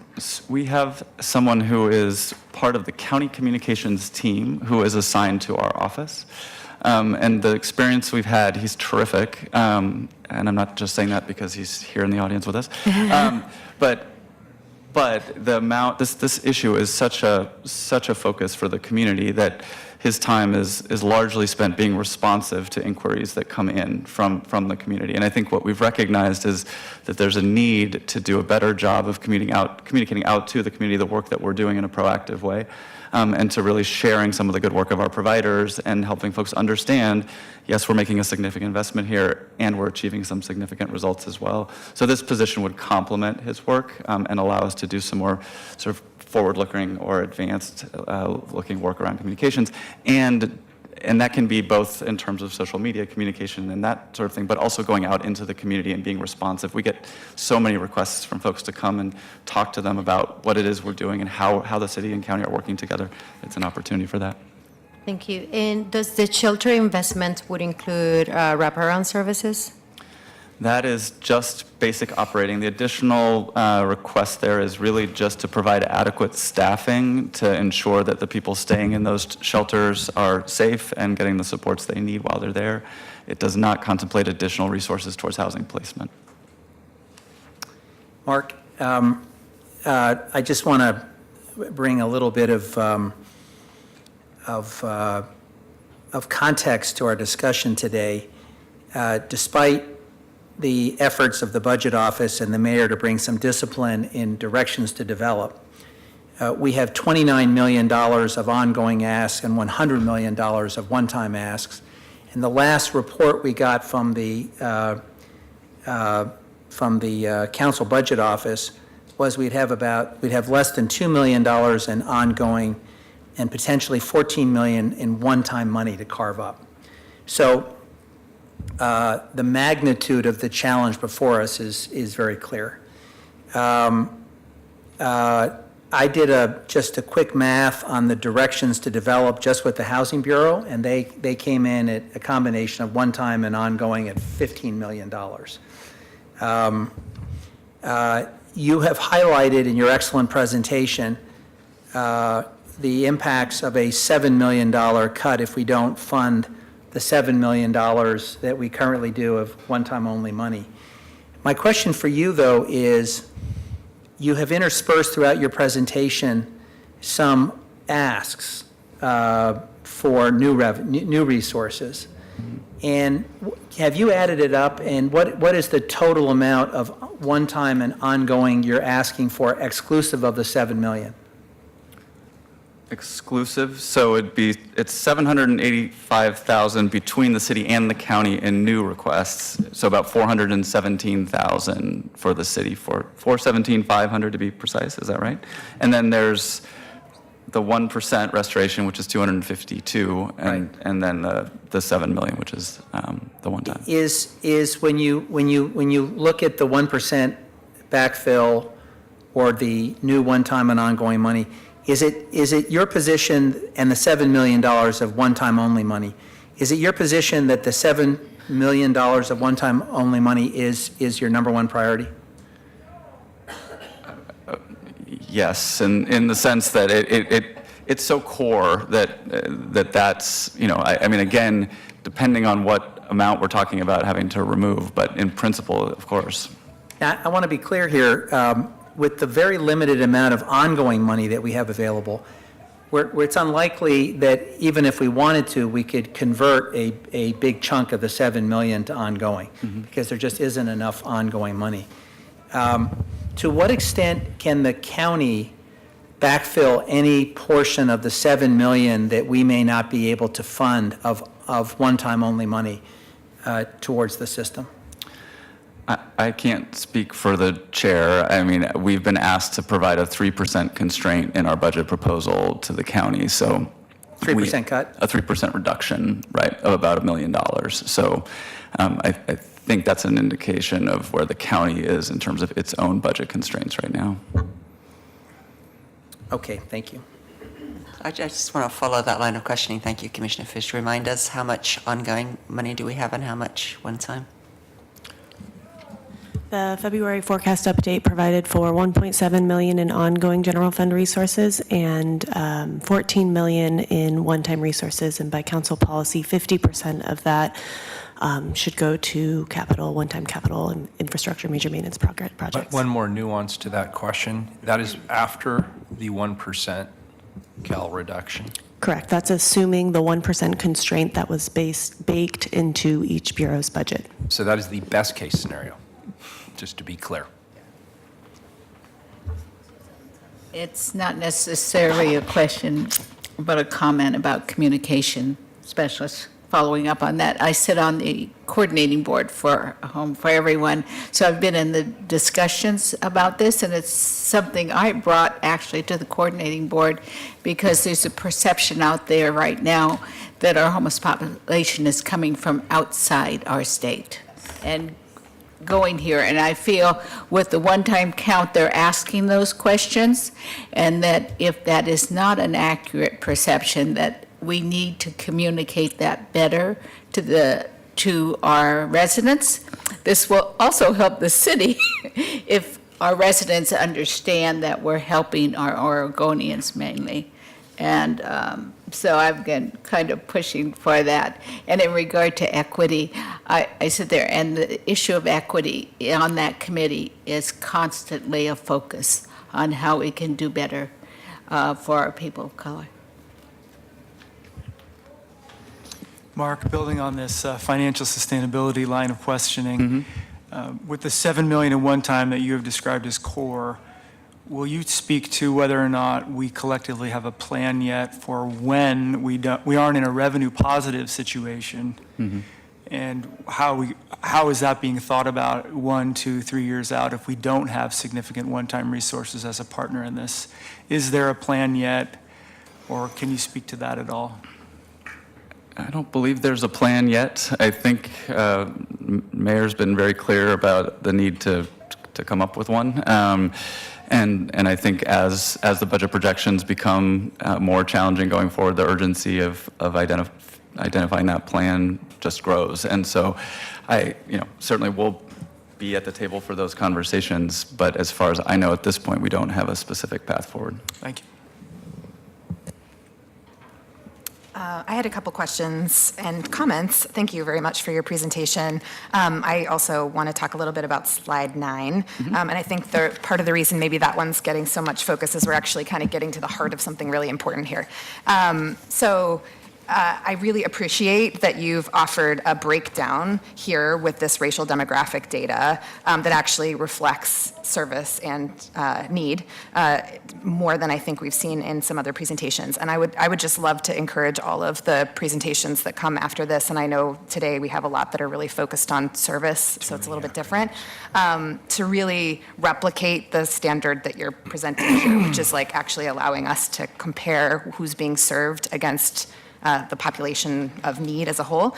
And I would also love to see these breakdowns not include more than this. So in addition to, not instead of, the race-based data, to also include information about maternal status, children served, like how many families versus single individuals, and have that be broken down additionally, which I realize makes the presentation a little longer, but I think is really important to us getting to the core of where the need is. I think my mantra about this kind of presentation and data is denominators matter. Like I really want to see what the big picture need is. So thank you for bringing that, and I'd love to see that expanded upon in future presentations to give us a little bit more nuance. And then I want to speak a little bit to slide 6, where we don't get as much, or I don't have as much information about who these people are, where they are, who they are, and kind of what category of need they're fitting into here. So I'd love to see a little bit more richness there. On slide 14, I also wanted to note as a positive that it feels like you've done some good reflection on prioritizing the kinds of programs that are actually achieving what you're talking about in that slide 9, really getting to our equity goals. What I think is missing from the presentation, and I think all the presentations I've been a part of so far, is some reflection at the very beginning on what the agency's goals are during this budget cycle, just broadly, like what the kind of goals for the agency, the goals for their specific, equity programs are, so we can reflect a little bit better on whether or not those are being achieved through the spending that we're doing, which to me, I feel like feels like a little bit of a disconnect with some of these. And then the last thing I have to say, because I come from the nonprofit sector, I think around slide 15, is I appreciate that there's like a really historic pattern of having all government entities subcontract with nonprofit organizations to sort of reduce costs. And also because those are places where people have specific expertise. I wish it were true that we were contracting solely on the expertise, but actually paying the people who do that work at those facilities what we would pay someone who works in a public sector job. We don't. So I want to say, like, in addition to the budget shortfall that we're seeing in our status quo kind of contracts with those folks, I'd really like us to be reflecting in the next budget cycle on what it would mean to the folks who are working in those very low-wage jobs in the nonprofits that we're subcontracting with to do these services, like what kind of impact it would have on the budget to make sure they're also earning living wages. Thanks. So I appreciate Thank the you, last Andrea. comment. Yeah, I want to acknowledge, so one of the conversations that the coordinating board very much had was this very consideration. And we're hearing from our providers about the strain that especially their frontline workers are experiencing, the lack of pay, but also the sense that there isn't enough support in place for them around training and sort of supervisory support. And so they're seeing a lot of turnover.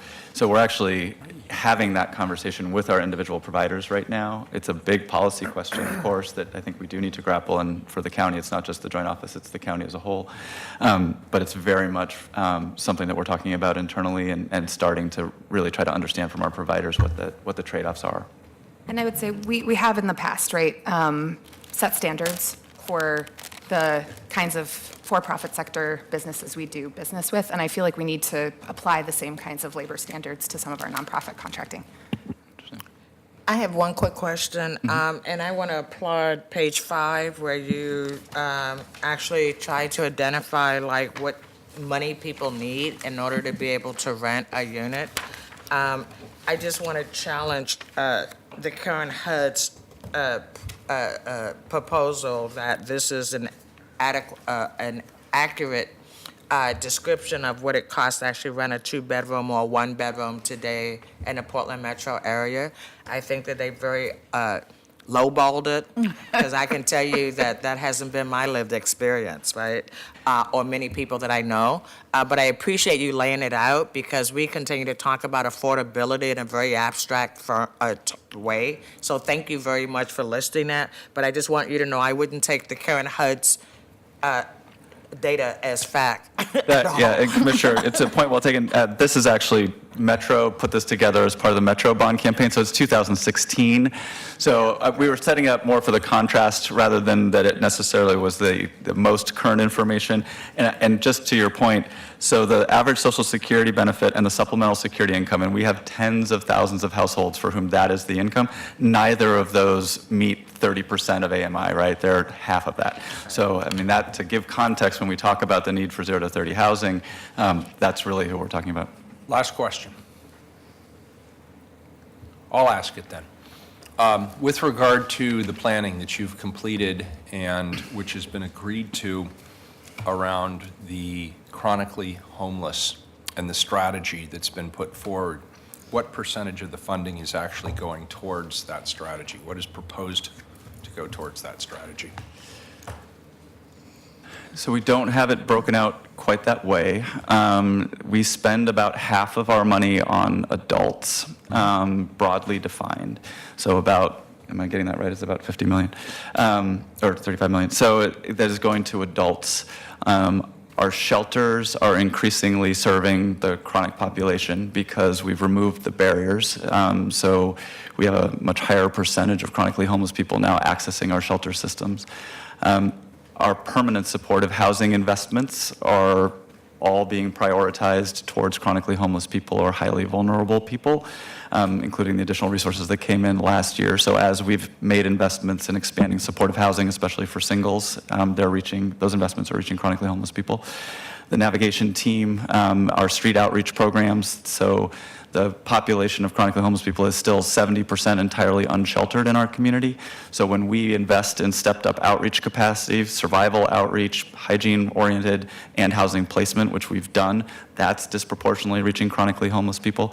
I can't give you a carved out number that just because of how we structure these contracts. But No, that was but an excellent answer. And I'm glad that you mentioned that the permanent supportive piece of this is almost exclusively focused on the chronically homeless. So when people call all of us and say they're seeing people on the street, they're seeing a lot of people in crisis or struggling with addiction, that piece is really significant in terms of getting people off the street and connecting with housing and the services they need. Is that a fair statement? Okay, thanks. Absolutely right.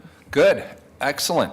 I'm sure we'll have lots more. And there's a last slide. I'm just creating accountability for us, which is these are the things we're working on this year. I didn't want to take the time to talk about them, but if you have questions, you can ask them. But we will come back and let you know that we have or have not been working on those things. So thank you all very much. Appreciate your time. Thank you both. Great presentation. Excellent. Thank you. Next up is the Bureau of Planning and Sustainability. And Joe, I'll just let you jump right in rather than making preliminary comments. I've just been letting the Bureau speak for themselves, and they've done a great job. Good morning. Well, good morning, everyone. I'm Joe Zender with the Bureau of Planning and Sustainability. And I'm joined this morning with Michelle Krim, who's our Chief Sustainability Officer, and Karen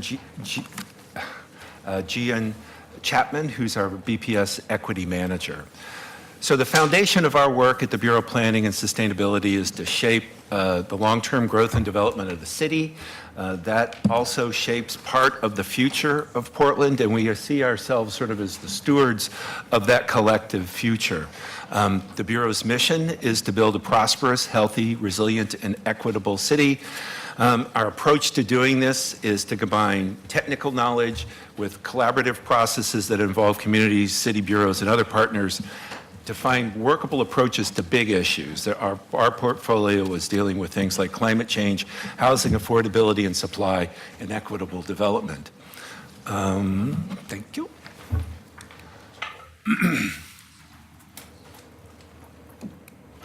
You can see we're a relatively small bureau, about 19 million total budget.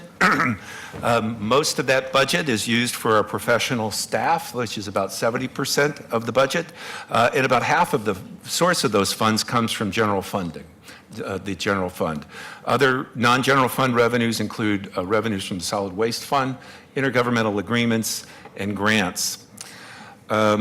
And we are also a bureau that historically has been very dependent on general fund one-time funding or one-time funding of a variety of sources. And I'll get into that under challenges later. Our work programs, there are 11 of them, and you can see their relative size in this page or on this slide. There are 4 of those programs that are related to climate and sustainability and solid waste. 5 are planning programs, and 2 serve service and management functions for the entire bureau. And when you look at the external programs, they're about evenly split between sustainability and planning. The work of these programs is focused on these 4 strategic goals. And what we'd like to do next is sort of walk through our core programs in relation to how they advance these strategic goals, and also how the directives to develop would augment or leverage that work. So our first strategic goal is focuses on equitable growth and development. You can see here in the challenge that Portland is growing by approximately 800 new residents per month, and we're seeing at the same time deepening racial and income disparities and rising housing costs. Much of our work is to use or guide the growth and investment from the private sector as well as public to meet the goals we have set as a community. And so in recent years, you can see this is translated into work on housing, work on growth in centers, increasing the number and locations of those centers, and also providing land for business and job growth. And the way we do the work, just as a bureau that's so concentrated really in staff funding, is we're almost like a consultant to do these projects. We tap into our design and analysis skills from our urban design group, our on-the-ground expertise and relationships that the area planning group has built, land use and planning expertise that comes from our comprehensive planning and our code teams, and use these to advance projects like are shown on this slide. Specifically, I'd mentioned the Southwest Corridor Equitable Development Strategy, which is trying to make sure that this new light rail line, if it gets built out Barber Boulevard, also produces better prosperity and livability outcomes for immigrants and community colors living on the corridor. And another one is between residential infill and better housing by design and projects we've already completed. We're rewriting most of the development zoning code that affects housing production, the type of housing produced, and the location and quality of that housing.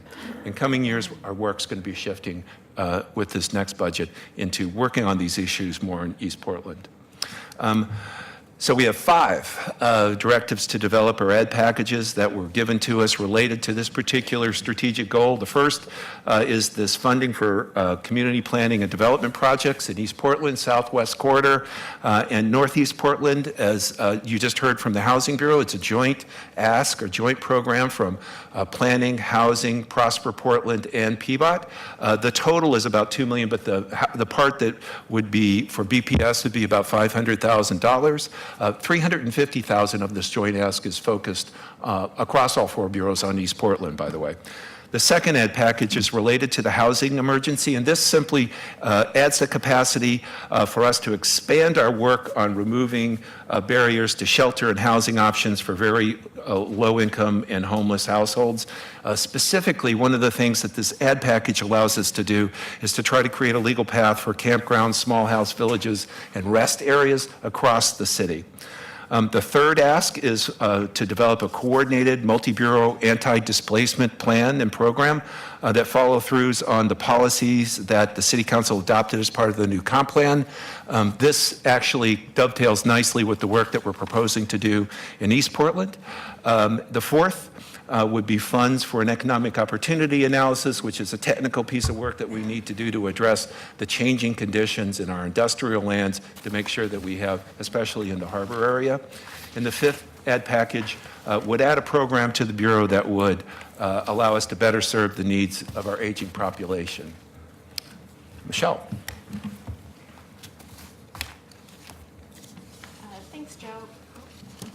Thanks, Joe. So our second strategic goal is related to lowering carbon emissions and preparing for the impacts of climate change. Portland is known for our accomplishments in tackling climate change, and we have ambitious goals to reduce carbon emissions by 80% and be using 100% renewable energy by 2050. But our emissions reductions are getting harder and harder to come by, and the global trajectory for carbon emissions means that we face a future of extreme climate impacts, including heat waves, flooding, and landslides.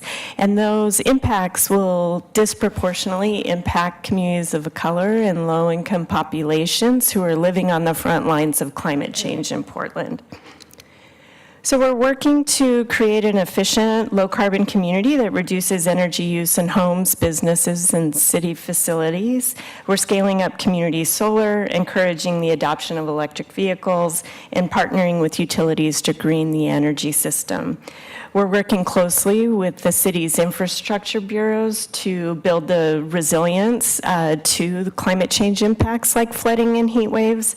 And in the coming year, we're particularly excited to turn Portland's community of color-led vision by helping into reality by helping create the Portland Clean Energy Community Benefits Fund. Our third strategic goal is to make Portland one of the cleanest cities in America through ambitious recycling, composting, and waste collection services. Portland's recycling rate is dropping due in part to disruptions to the global recycling markets. And at the same time, Portland's population and density is increasing. By 2035, over half of all housing in Portland will be multifamily. And so we need to ensure that those households have access to clean and equitable recycling and waste collection services. From deconstructing buildings instead of demolishing them to increasing food waste composting in businesses, we're working across sectors and housing types to ensure that all Portlanders can fully participate in a world-class reuse, recycling, and composting system.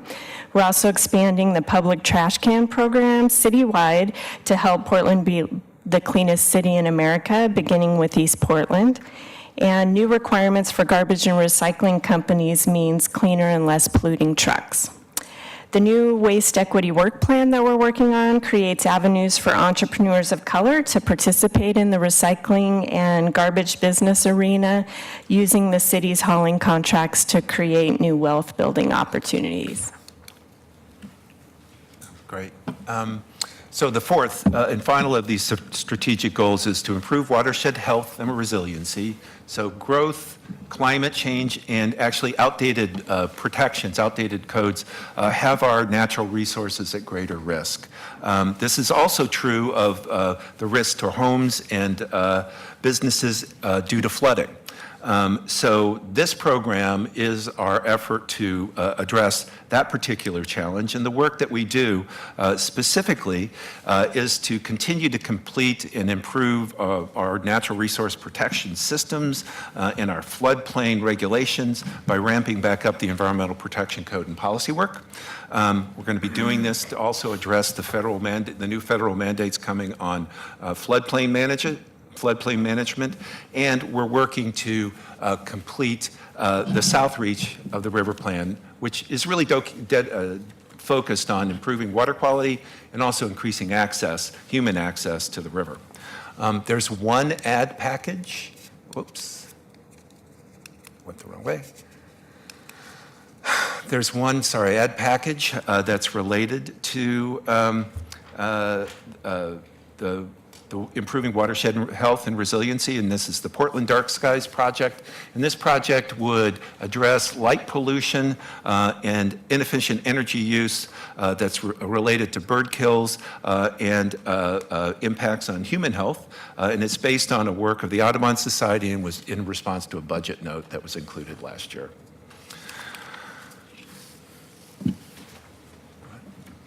Go ahead. Great. Great, better slide up. I want to introduce for you our Bureau's equity goals, of which we have 3. We do have 40 specific action items organized under 13 objectives, all within a 5-year plan to advance these 3 overarching goals. The first one being our culture, so that our Bureau would operate as a transformational and inclusive anti-racist culture where everyone maximizes their full potential.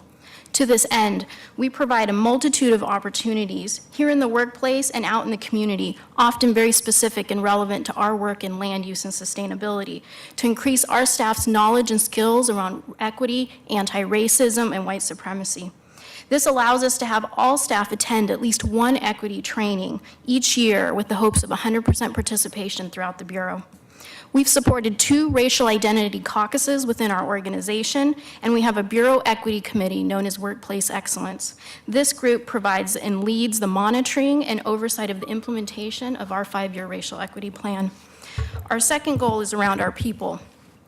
We strive to have a workforce that is diverse at all levels of the Bureau and reflect the demographic future of Portland's community. Our new People Service Coordinator position allowed us to significantly improve our practices around recruitment, hiring, onboarding, retention, and professional development. And we've been intentional in diversifying our staff over the last few years. This fiscal year, all of our new hires, we have over half of them as employees of color. Our last goal is focused on our work, so that our work has measurable equity results for communities of color, low-income populations, and other underserved and underrepresented communities, as you heard from the program offers previously. We are heavily committed and invested as an organization in developing our skills and equity metrics and evaluation methods beyond just quantitative performance program measuring. Our staff and programs are exploring new ways to measure our community impacts and outcomes, and we are committed to deeper, meaningful community engagement. To that end, we've hired a new planning community engagement coordinator to strengthen our practices within. Including our climate action plan update has dedicated staff resources to focus on developing and maintaining relationships and engagement opportunities with our community. All of this to say, we've made great strides over these 3 years in our 3 areas and goals, and we are committed and invested to these areas, but this progress necessitates stable, consistent funding. To sustain and advance both equity in our work and in our workplace, we need constant and stable, predictable funding. Thank you. So thanks, Karen. So the last slide summarizes our successes, you can see, and there's one challenge from the list that I wanted to highlight, which is picks up on what Karen was just talking about. The continued dependence on one-time funds limits the Bureau's ability to deliver all that we can on City Council priorities. As you can see, we have a group of staff every year that is subject to layoffs because of one-time fundings, because of our aggressive sort of hiring to diversify our workforce over the last few years. Those tend to be our junior staff. They are actually exposed to, because of seniority, that pressure first. It's also affected our ability to retain experienced staff. You can see we're a very staff and expertise-heavy operation, and every year people are asked to face the uncertainty of the one-time funding. And we know that the development services fees from Bureau of Development Services that they've allocated, which this year we did not receive because of the economy, left a $1.3 million hole in the budget, is unlikely to recover quickly, and it's going to take a few years. And even then, I think it's reasonable for us all to be planning that the Bureau of Development Services will step back and look at their own sort of stability and not really see that this is a viable arrangement. So that's what we're trying to solve for. So what we'd like to just point out or propose is a marginal increase over time to BPS's ongoing funding, rather than just always come in and ask for the one time. The scale that we're talking about is about $500,000 over 3 years. We've been at this over many years to try to correct the funding mix of the Bureau. And we think at that kind of ask, that kind of progress gives us our core programs in a way that we can better hold that function together, better deliver on City Council priorities. With that, we're looking forward to answering questions, and thank you. Dr. Smith, do you want to take it first? Just a couple things. One, I appreciate that Karen is here. I think that's really, really important, so to really lift up the work of the equity manager. And she's done a great job of providing information related to what they're working on in terms of their equity goals. The one question I had... Can you move the mic just a little closer? Sorry. It's very hard to hear in this room. Now, just giving an appreciation for them having Karen here as the equity manager and how important that is, just in thinking about what the Bureau's equity goals are and encouraging, and there have been other equity managers that have come, but encouraging them to be a part of the presentations, I think, are really important, as well our office is working in collaboration with our equity managers. The one question I had, let me get to the right slide here, was, okay, maybe in strategic goal 3, the second slide in that section.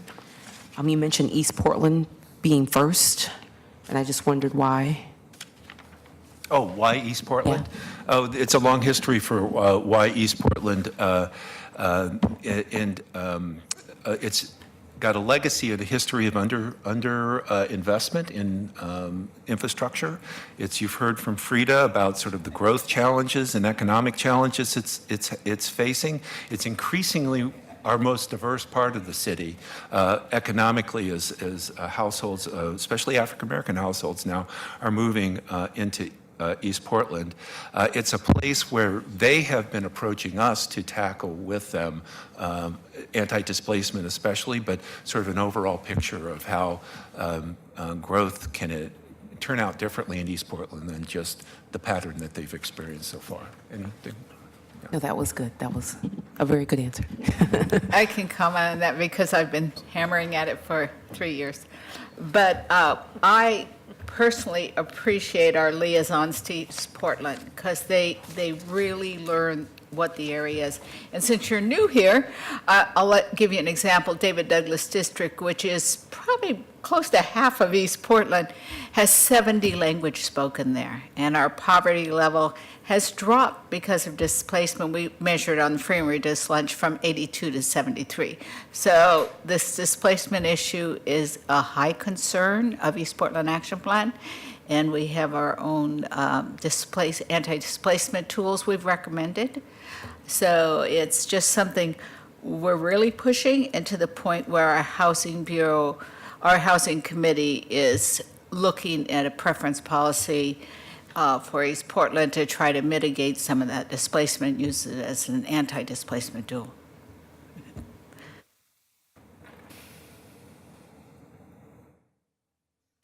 Thank you so much for your presentation. I have a question about, you partner with both PBOT,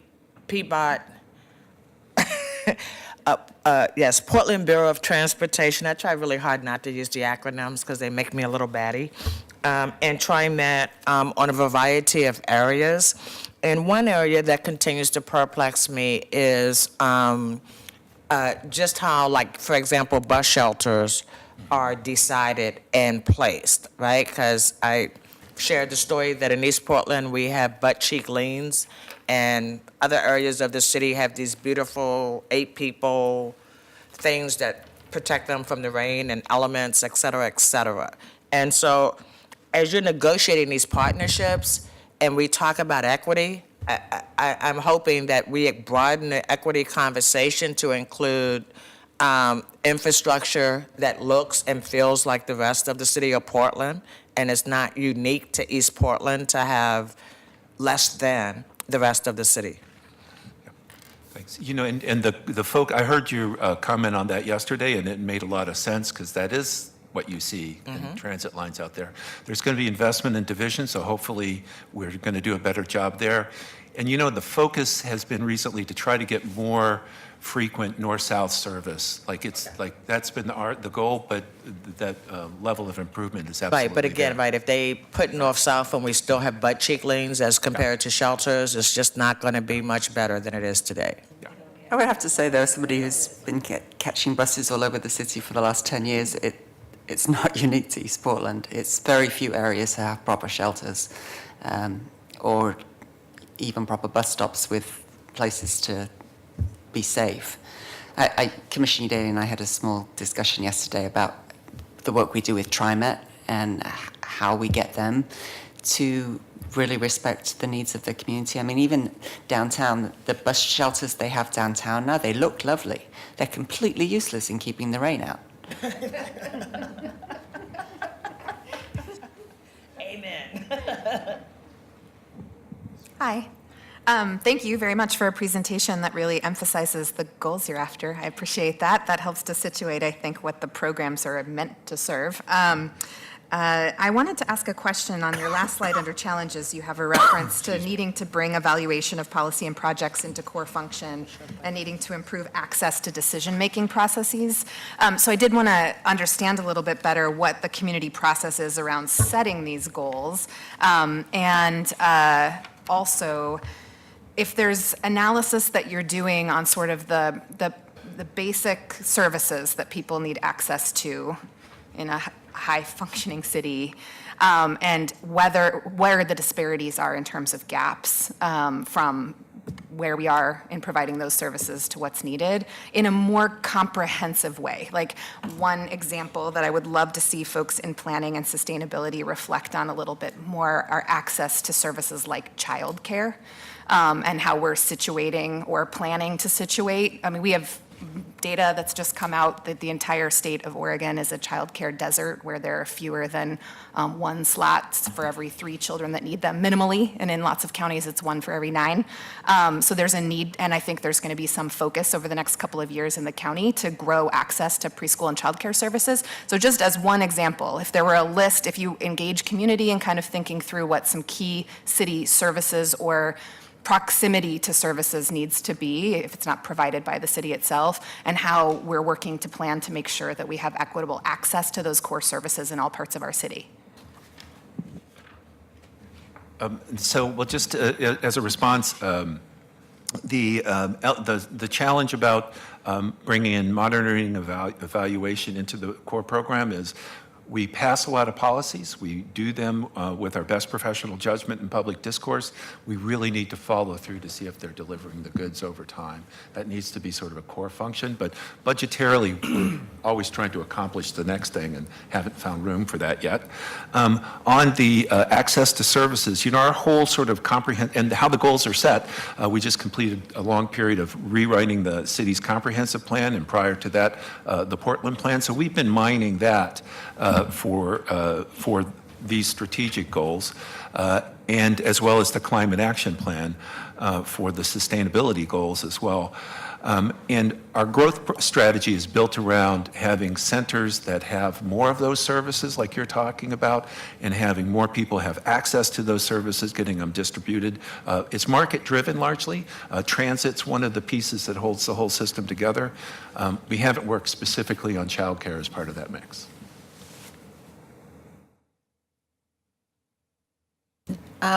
Just a couple under your goal 3 for your clean city on your composting.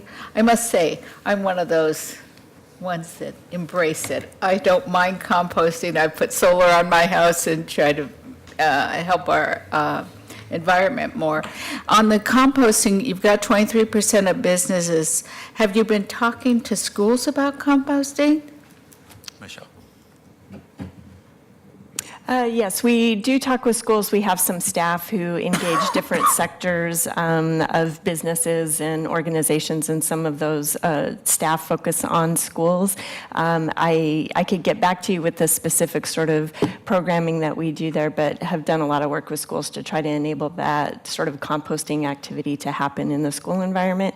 And I don't quite recall, there are some mandatory requirements that we will be looking to enforce going forward, and I can't recall if schools are covered by that, and so I could find that out as well, which moves it from you can do it if you want to, into a large food waste producers are required to compost. Well, I know our schools, our elementary schools have what they call green teams to help remind people to turn off lights and stuff like that. It just seems a natural fit if you do that.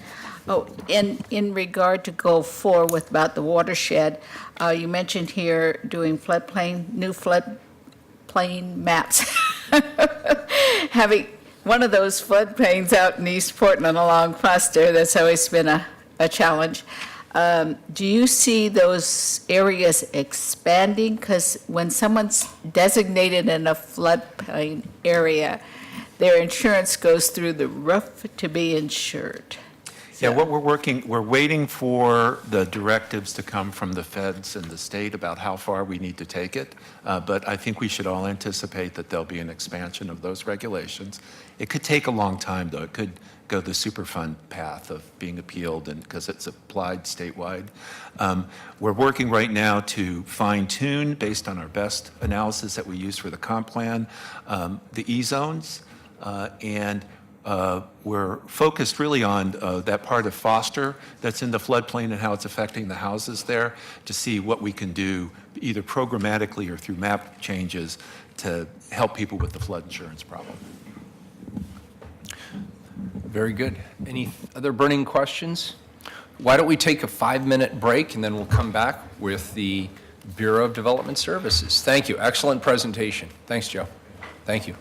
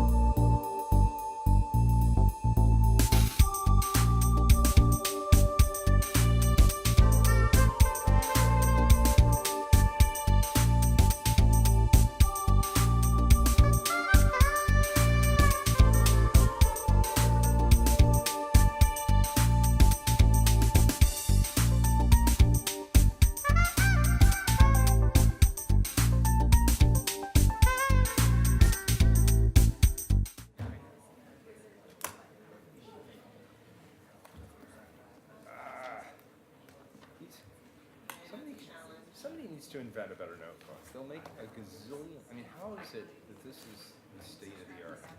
Seriously, after all these years, this is like the same thing Winston Churchill was. And he was smart.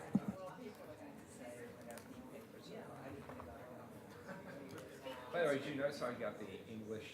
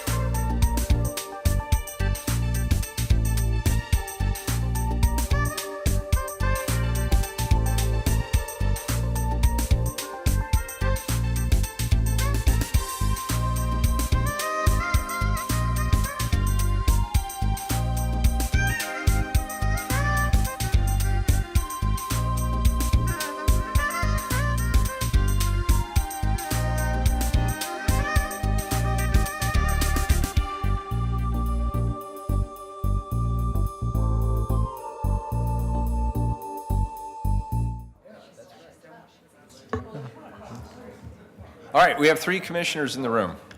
Thank you for your patience. 1, 2, 3. Oh, there's Nick. Hello, 4. We have 4. Good. So why don't we go ahead and get started? Welcome, Director Esau. Thank you very much. Good morning. We've got the message, and we're going to try to keep this short for all of you so you have time for questions.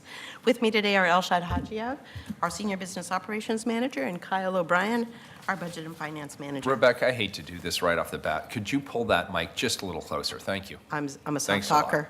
Okay. BDS's primary charge is to administer and enforce regulations related to safety and livability that apply to property and development. We are the face of development and permitting in the city. However, we are not the only bureau that reviews development proposals and permits. We coordinate the review of building permit applications and other types of permits among the 7 bureaus that have regulations pertaining to development. PBOT, BES, Water, Fire, Parks, Urban Forestry staff, and the Housing Bureau are all our partners in this work. We're often in the middle between neighbors and developers and attorneys, trying to walk a fair, predictable, and reasonable line in how regulations are applied, and in finding flexibility where we can to address inequity and further the city's progress in addressing homelessness and the need for affordable housing. We also strive to help community members understand the complex regulations that apply to development, whether they're a neighbor or an applicant, so that they can navigate the process. And we strive to deliver helpful, timely service at the lowest cost possible, knowing that time is money. 98% of BDS funding comes from fees and charges for services. That includes our permit fees, inspection fees, early assistance fees, land use cases. Only 2% is coming from the general fund, and that's to support neighborhood inspections program. Our operating budget is $75.6 million, and personnel expenditures constitute the majority of it, at 71%. The proposed budget, requested budget, includes 445.7 FTE, and we are currently holding 69 positions vacant as the way to reduce our expenditures, and we're going to talk about it a little bit later in the presentation. Our budget is organized according to programs defined by functions and the services that they provide.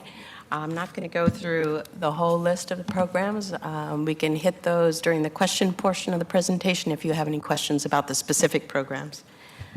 We face unique fiscal challenges at BDS. Having our funding come largely from fees, which are directly tied to the development activity in the community, results in a lot of volatility and fluctuations with the revenue coming in. So to manage that, we have to set aside financial reserves in each program to help us retain our workforce during construction downturns. State law limits how some of the funds can be used, so one program's reserves can't be used to fund another program. We have reserve goals for each program and manage them separately. Because each program must stand on its own, our fees must be set high enough to cover the cost of services we provide. We're working to keep our costs as low as possible so that the fees needed to cover those costs are kept as low as possible. We do that through finding efficiencies and modernizing our system to make greater use of technology. Another factor that drives up our costs are the increasing volume and complexity of regulations that we're charged with administering. I think you all would agree that we want to keep development and permit costs as low as possible.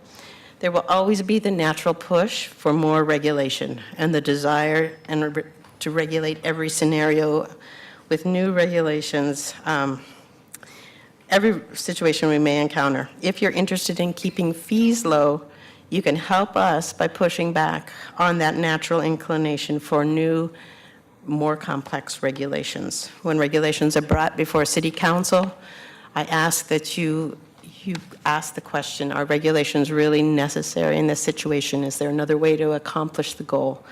And when we do need regulations, to try to keep those regulations as simple as possible. We're going to talk about some of our strategic goals, and first one of them is our fiscal stability. Again, our bureau is supported by fees at 98%. So following the last recession in 2008, the bureau implemented the business continuity plan that helps us to spot downturns and any changes in the construction activity in the Portland area, and address those changes as fast as possible. We closely monitor that development activity, and we include in our monitoring and decision-making a group of local economists that help us come up with our forecast for our revenues.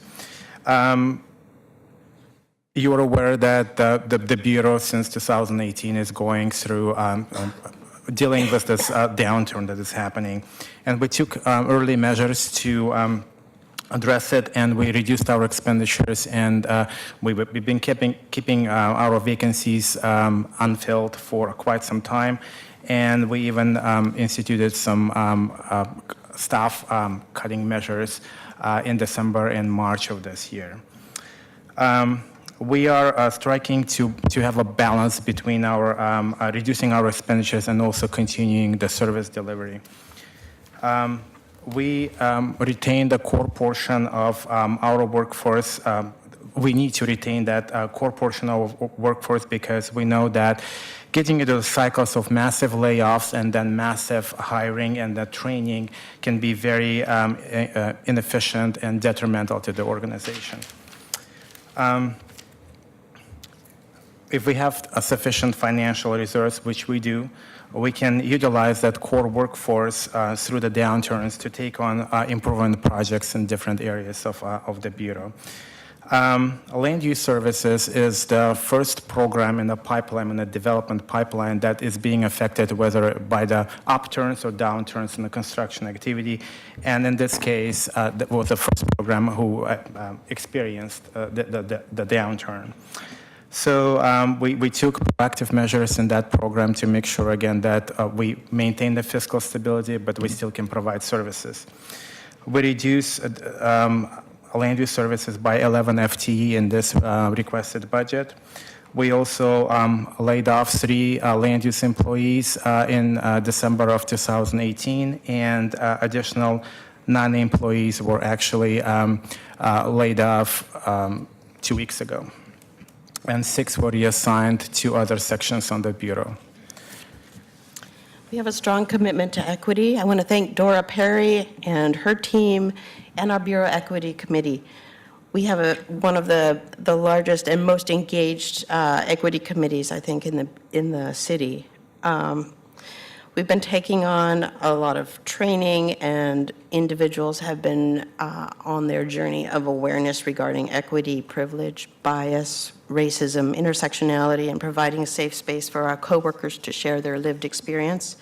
Our Bureau culture has a long way to go, but we're headed in a good direction, and we're having hard, uncomfortable conversations among staff and managers that have been tamped down in the past but are coming to light.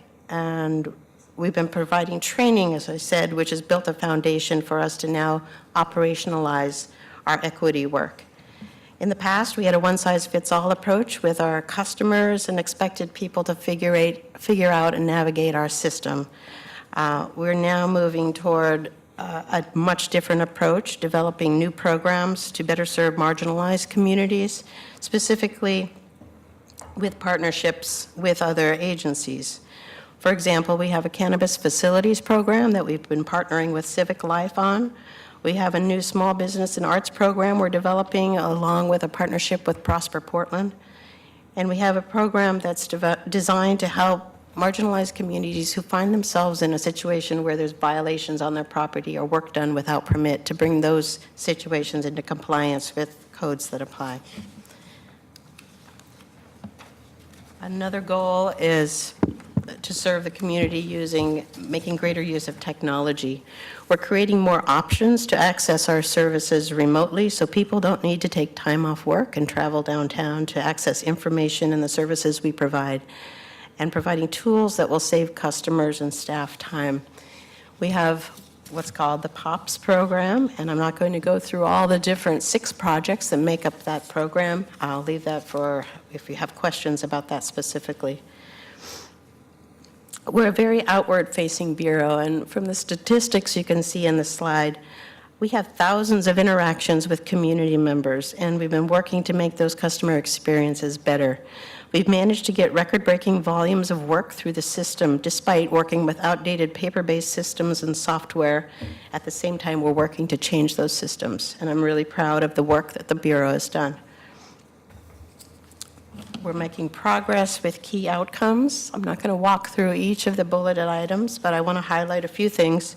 We've launched a series of customer service trainings for both BDS and our partner bureau staff so that all staff who are working with external customers have the skills they need to leave that customer with a better customer experience than they have had in the past. We've implemented an annual 360-degree feedback survey for managers and supervisors to help improve performance there. We're wrapping up a project to update our interagency agreements with our partner bureaus so that there's more clarity around deadlines and service delivery expectations. And we've been reorganizing the bureau to address span of control issues and right-sizing groups, the number of staff to supervisor, that ratio. Among the 6 projects that make up POPS, our technology project, we have 2 that are really customer-facing and provide a great deal of benefit to customers. The first is our online customer portal, which is the development hub, PDX it's called. We had a successful soft launch of that in January, and the hub was, once fully launched, will let customers pay for permits remotely rather than having to travel downtown to the permit center to pay for permit fees. Initial feedback is positive, and payments for some services can now happen through that portal. We also have electronic plan review that we're rolling out, transitioning from a paper-based system where you'd have to turn in 4 sets of building permit plans. We're now beginning to review plans digitally, so that has a lot of benefits, both environmentally and through efficiency, as well as convenience for customers not having to travel downtown. I'm going to talk a little bit about our key challenges and the risks. And as you can see, we mentioned POPs so many times throughout the presentation. It's one of our successes, but it's also one of our key challenges because this is the major overhaul of an outdated system that will impact approximately 1,600 users in the city of Portland and in other jurisdictions that are using this system. The second challenge that we're facing are the rising costs. Some of it has to do with POPs that, we're still paying for that software and the implementation of it. There are a couple of things that are coming on board in 2021. One of them is a blended downtown rental rates that will add $2.6 million to our budget annually for next 20 years. That's a pretty large increase. As we mentioned in the beginning, 71% of our expenditures is personnel, and personnel costs are rising. It has to do with cost of living adjustment, merit and step pay increases. We also have PERS contribution increases. And then there were substantial increases that were negotiated by the city and the unions back 2 years ago, and now they're in the contracts. So as a fee-supported bureau, we will have to raise our fees to make sure that we can address the rising costs. Another challenge is the aging workforce, and I think that's the issue for the city overall too. 22 of our employees overall in the bureau will be eligible or are eligible to retire within 5 years. The situation is actually worse in inspections, where more than 30% of our employees will be eligible to retire in 5 years, within 5 years. We're taking proactive steps to address that. We launched a succession planning program in Inspections Division, and we're also creating career paths from our neighborhood inspections program to inspections. We also talked about the cyclical nature of the construction industry, and that's an ongoing challenge for our bureau and ability to forecast our revenues and make sure that we have enough funding for at least next 5 years, which is reflected in our financial plan, and make sure that we have enough reserves to weather downturns and continue providing services to our customers. That leads me to our first directive, which is to ask for $1.2 million to support with one-time general fund to support land use services in their review of code amendment projects, process improvements, customer training, and public information. Our second directive to develop is a one-time ask for $60,000 to hire a consultant to lead an effort with BDS and our partner bureaus to develop a strategic plan for the city's development review function. This would help us get alignment on a shared set of values and goals, on service levels and the staffing levels needed to deliver those services, and to develop a governance structure with methods for setting priorities and decision-making. That concludes our presentation, and I appreciate your time, and I'm sure you have questions. Excellent presentation. Questions? I just had a quick question. 125,000 residential inspections. Can you give me a sense of how many of those inspections were for new builds and how many were requested rental inspections for safety or code violations? I don't have that information. No problem. With me. Do you have? So $125,000 does not include rental inspections, Oh, but wow. we can get that information for you. Yeah, that would be a separate That number. would be a separate Okay. number. This is just mean, if for new construction or additions and remodels. That's amazing. what that is. If you can easily get me that info, and if you could give me like a 2 to 3 year look back, I'm curious to see what's going on in that arena. Mostly, I just want to say good job, and I miss you guys, although I do love Peabot. And I've just always been so impressed by the extraordinary amount of work that BDS staff does, and happy to see some of these things moving forward that will hopefully make life easier for a lot of BDS employees. Thank you very much. Yeah. I want to also thank you for a very detailed presentation. And I think you're probably the only bureau in the city that doesn't freak out with the ebb and flow of the work that you do due to construction's ebb and flow in our community. I will say that BDS was the bureau I heard most about when I was running for office. And people either really, really, really love you, or they really, really, really don't. And there's a lot of reasons for that, right? And most of them have nothing to do with you. So my question is really around knowing that your workforce is aging, knowing that there's a equity plan and a committee that's working on that. What are the proactive things that you're doing today to ensure that as people age out, we're actually replacing them with folks who represent the community that's being served? This is a multi-pronged approach that we're taking with both.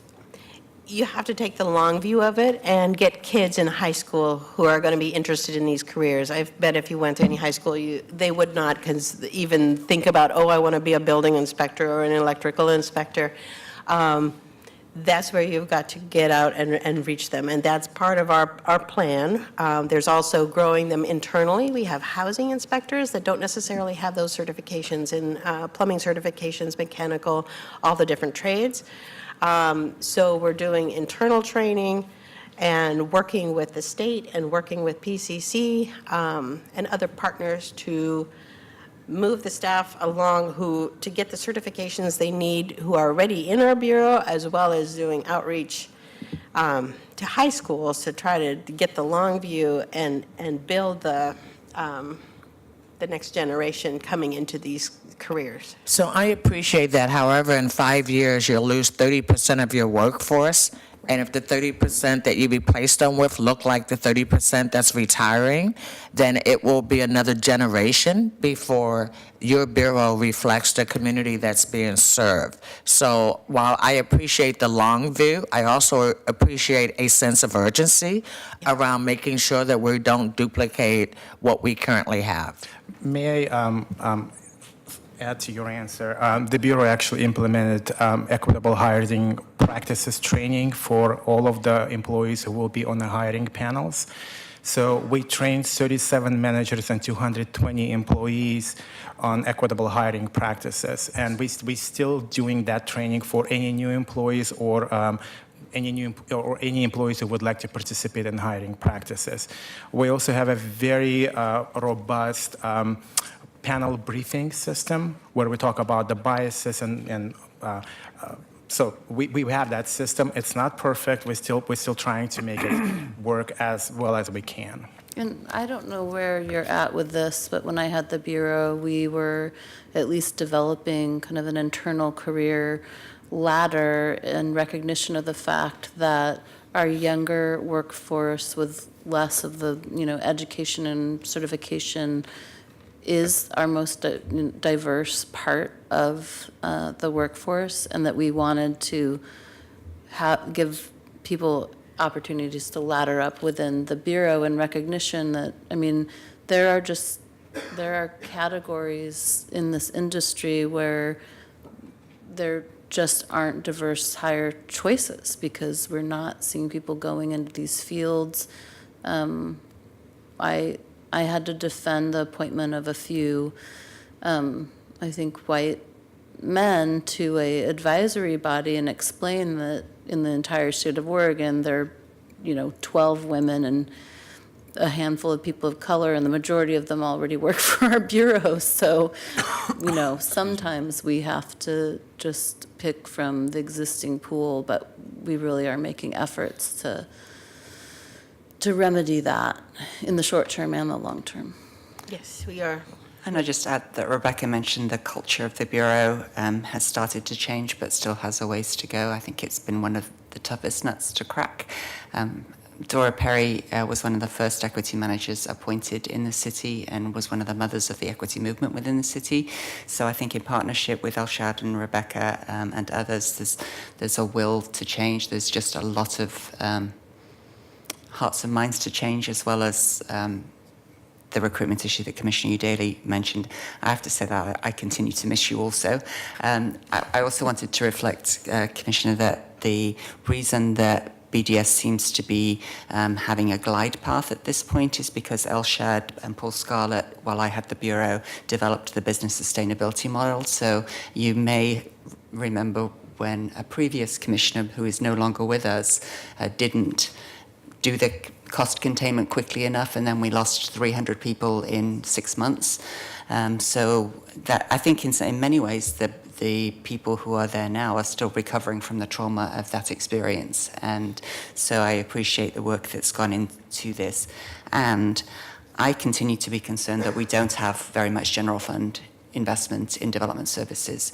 And that's been particularly, which was gradually cut against my strong advocacy over time. And we've just seen that in the fee increases which the Bureau put through council, which for the most part were very, very reasonable, you know, a 5-10% increase that after 5 years of not increasing fees was reasonable. For historic review in single-family homes, it went up 700%. From $250 to $1,750. And for environmental review for an existing house, it nearly doubled. And the reason for that is because now the Bureau has been asked to get cost containment, you know, cost recovery. I continue to believe that there's a value to the general public in historic preservation and in environmental preservation. And the last thing we want to do is go back to homeowners doing stuff without permits because if it's just too expensive to do it properly. So I would like us, if you could look at, for those 2 specific fee increases, could you bring back to us a request or asking a new directive to develop, give me a number for what's the difference between the 250 and the 1750 for the number of permits that you do a year, and similarly for the single-family environmental review on existing house, which were the 2 that I thought were the most egregious. I'm imagining it's not a big amount, but that's something that I'd like to see us do. And I would like, with both the development services and planning, I do think there's a need for a plan to get more stable general fund funding for them. Obviously, this is not a good year for expanding ongoing funding or even for one-time funding. And with that in mind, my last comment is on the directive to develop for the development review strategic plan. How about we just do the POPs thing first and find out, is that working? I'm kind of mindful. Every mayor I've known since Mayor Katz has said we need to reform the development review process. It needs to go faster. It needs to go faster. And we've made a lot of successes on that. Let's do the computer system, which is going to transform how it does. I know that there's at least 2, probably more than that, commissioners who are not in the least bit interested in having the consolidation discussion again, that we're not going to put all the development review staff into development services because they serve the purposes of their bureaus, and we had that discussion. And so if the rest of the council chooses to fund this strategic plan now before we finish doing the POPs, at least have it be informed by the outcome. The recommendation at the end cannot be, let's just put all the development review staff into BDS, because the answer to that is going to be no. I feel like Excuse me, Commissioner, what does POP stand for? Portland Online Permitting Portland System. Online Permitting System. It was defined a little You guys earlier. are going to kill me with these acronyms. That one, they did spell it out in the It was better than what it used to be called. Thank you. POPs was my choice. Yeah. Makes you feel warm and fuzzy. I just also want to point out that BDS does have the somewhat unique advantage of getting to work with some of the best economists in the city, and we work closely with them. We also have a really strong indicator as far as land use reviews of, trends in the development industry. And for better or for worse, we were not able to fill all of those empty positions and fully recover from the massive cuts that happened many, many years ago. And now that we're headed into what we hope is a soft recession, I guess that's for the best, because we're in a better position. Dr. Smith? Just a couple of things, and kind of going back to the conversation around recruitment and retention. And one of the things that in the analysis we noted was that there was having to be a discontinuation of an internship partnership with PSU that was providing scholarships for students of color. And so I think that, it really speaks to the commitment the Bureau has of equity, right? And also the challenge, right, as we're talking about an aging workforce and how are we sort of getting the pipeline of individuals of color interested in careers that are related to the work that you do.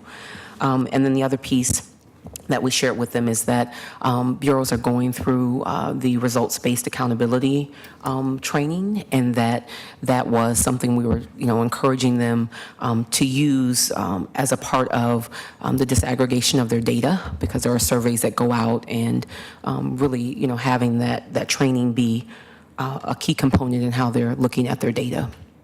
Very Great, thank you. Thank you very much. Excellent presentation. Frida, is it a burning question? Well, it's one short comment Okay, because very good. I'm hearing almost every bureau talking about recruitment and going down into the schools. So being a school person, I'm going to make a suggestion that maybe through the Office of Human your HR, that you coordinate your efforts so that I know for a fact if this bureau has to contact each individual school or school district and try to get set up. It makes it difficult if there was some kind of coordination of that. So there was one person they could call and they could know at David Douglas, they call an event, let's say, or who at Roosevelt or whatever they're wanting to do. It would make it a lot more streamlined than every bureau having to take a responsibility to go in and find out what programs are being done in the schools. And that would be helpful. I just had one quick question. Neighborhood inspections, does that include code violations, the inspectors that at one time I remember were going out and doing code violations for multifamily? Yes, it does. Okay, thank you. Very good. Thank you for your presentation. We appreciate it. Thank you. Next up, Office of Equity and Human Rights. Even better, I think, if we could just give the school a list of this is what we're recruiting for, right? And these are the contact people. Yeah, and here's how much it pays. So just very happy to introduce Dr. Markeisha Smith, and thank you, Mayor, for inviting Dr. Smith to comment on every single bureau. I really appreciate that. The Office of Equity does a lot with a budget of under $2 million. If you think about all of the work that we're doing in equity and human rights, this is really a lot of value for the 12 people who work there providing these services. We are going to be doing a strategic planning process, and other than that, I'll turn it over to Dr. Smith. Okay, good afternoon again, everyone, Mayor, Commissioners, and our Community Budget Advisors. Markeisha Smith, the new Director for the Office of Equity and Human Rights. You might want to move it a little bit closer. Okay. So that when you look away from here. Thanks. Okay, is that better? Good? Okay. All right, so the Office of Equity and Human Rights establishes citywide equity policy. We center on race and disability by mandate from City Council and community. By centering on race and disability, where the deepest disparities are, we help create an institution that works for all Portlanders. And my next slide will talk about a little bit more about why we center on race. Our work establishes an equity-centered culture where city staff and leaders can apply an equity lens for an underserved identity. So why we center on race? And I thought this was an important slide to add because I know this question comes up quite frequently, and not just in this role, but other roles that I've had, and I thought it was important to call this out. So the first bullet there just talks about how racial inequities persist in every system across the country. And so when we think about health, education, criminal justice, employment, all of that's ingrained in our creation of ongoing policy, government, media, you name it. And racism operates at individual, institutional, and structural levels. And so it's important that we acknowledge that. The second bullet point talks about when exploring other dimensions of identity, there are still inequities across race. And so we've been having a lot of conversation around intersectionality and what that means. And without getting into the research behind it, which is fascinating to me, income, gender, sexuality, education, ability, age, citizenship, geography, when you look across all of those, there are still racial inequalities. The third bullet talks about racial tension has been a deliberate political strategy to maintain power. And so often what happens in systems of oppression is that there's a divide between individuals experiencing, for example, poverty and white individuals of color experiencing poverty and white individuals experiencing poverty. And so the political sort of thing that happens often is that there is a divide that's created, right? Oh, Lord. Yes, I do. In my bag. You have no slides. That's hilarious. That's why we have assistants, you know? I'm like, they're just going with it, right? It's not you. I am so deeply sorry. I'll pause for a moment so we can get those out. And I didn't notice because I've got mine. And I didn't care because I thought you were doing a fine job without the slides. I was like, everyone seems to be paying such wonderful attention. Commissioner Fritz is smiling. I'm doing a great job. No one has information. Okay. Which slide are you on? So I am on slide 1, 2, 3. Thank you. Okay. So that's the one talking about why we center on race. Okay, thank you. And their hole punch to go in your binders there, so all well prepared. You're all so polite. Nobody said we I know, you should have stopped me. I'm just going. Okay, so as I was saying, this slide around why we center on race, just sort of commenting again around how racial inequalities persist in every system across our country, right? And looking at our health, education, criminal justice, employment, all of that. Racism operates at individual, institutional, and structural levels. The second piece is around intersectionality. And so when you think about income, gender, sexuality, education, if we disaggregate it across all of that, race still comes to the top, and there are still racial inequalities within each of those identities. The third is around how often racial tension is a deliberate way or a deliberate political strategy to maintain power. And so often, for example, we have individuals of color who are experiencing poverty that are being sort of pitted against white individuals of poverty. And so the conversation then begins to be taken away from race and focused on economics. And then the fourth bullet is around not focusing on race makes it more difficult for us to understand the impact of race on equity. And so if race can be at the center, that's an issue that can really make sure that our communities are focused on what they need to be focused on. All right, next slide around our strategic direction. So the Portland's plan framework for equity describes the equity approach to be undertaken by the city, outlines action items for various bureaus, and provides a framework for program-specific goals. The stated overall long-term goals were as follows: having a citywide equity initiative, collect and review city data that reflects on and informs equity work, and then create an equity strategy for city bureaus and staff, right? So that's work that happened back in 2012, kind of taking a look back.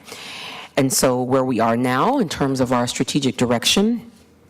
So the office has achieved the goals outlined in the Portland plan and moved beyond that, and the efforts really now by creating a more robust process for Title II of the Americans with Disabilities Act and Title VI of the Civil Rights Act. We want to ensure that moving beyond compliance is prioritized, and we understand that compliance is important. It is key in the work that we're doing in civil rights, but that we're also thinking about the sort of technical assistance that we're offering. We developed a citywide racial equity goal and strategy, and that was adopted in city policy in 2015. And so using those goals and strategies as a guide, we continue to shepherd bureaus through the racial equity plan development process. And so my comment around having equity managers, those bureaus that have equity managers be a part of this process is really, for me, I think, very key in thinking about how those equity plans come to life. So next slide. So we've instituted expanded training and education opportunities looking at racial equity one-on-one now being required for all city staff. As I mentioned previously, the results-based accountability equity training has been well received, and we have a training cohort that is going through that process together and will be a part of that through June. And I'm also happy to report that city council members will also be taking part in that training, that results-based accountability training. And we continue the momentum of institutionalizing equity in the budget process by the refining of the budget equity tool. And so a lot of the comments that I'm making and the information that has been shared with bureau directors is really born of that budget tool, the budget equity tool.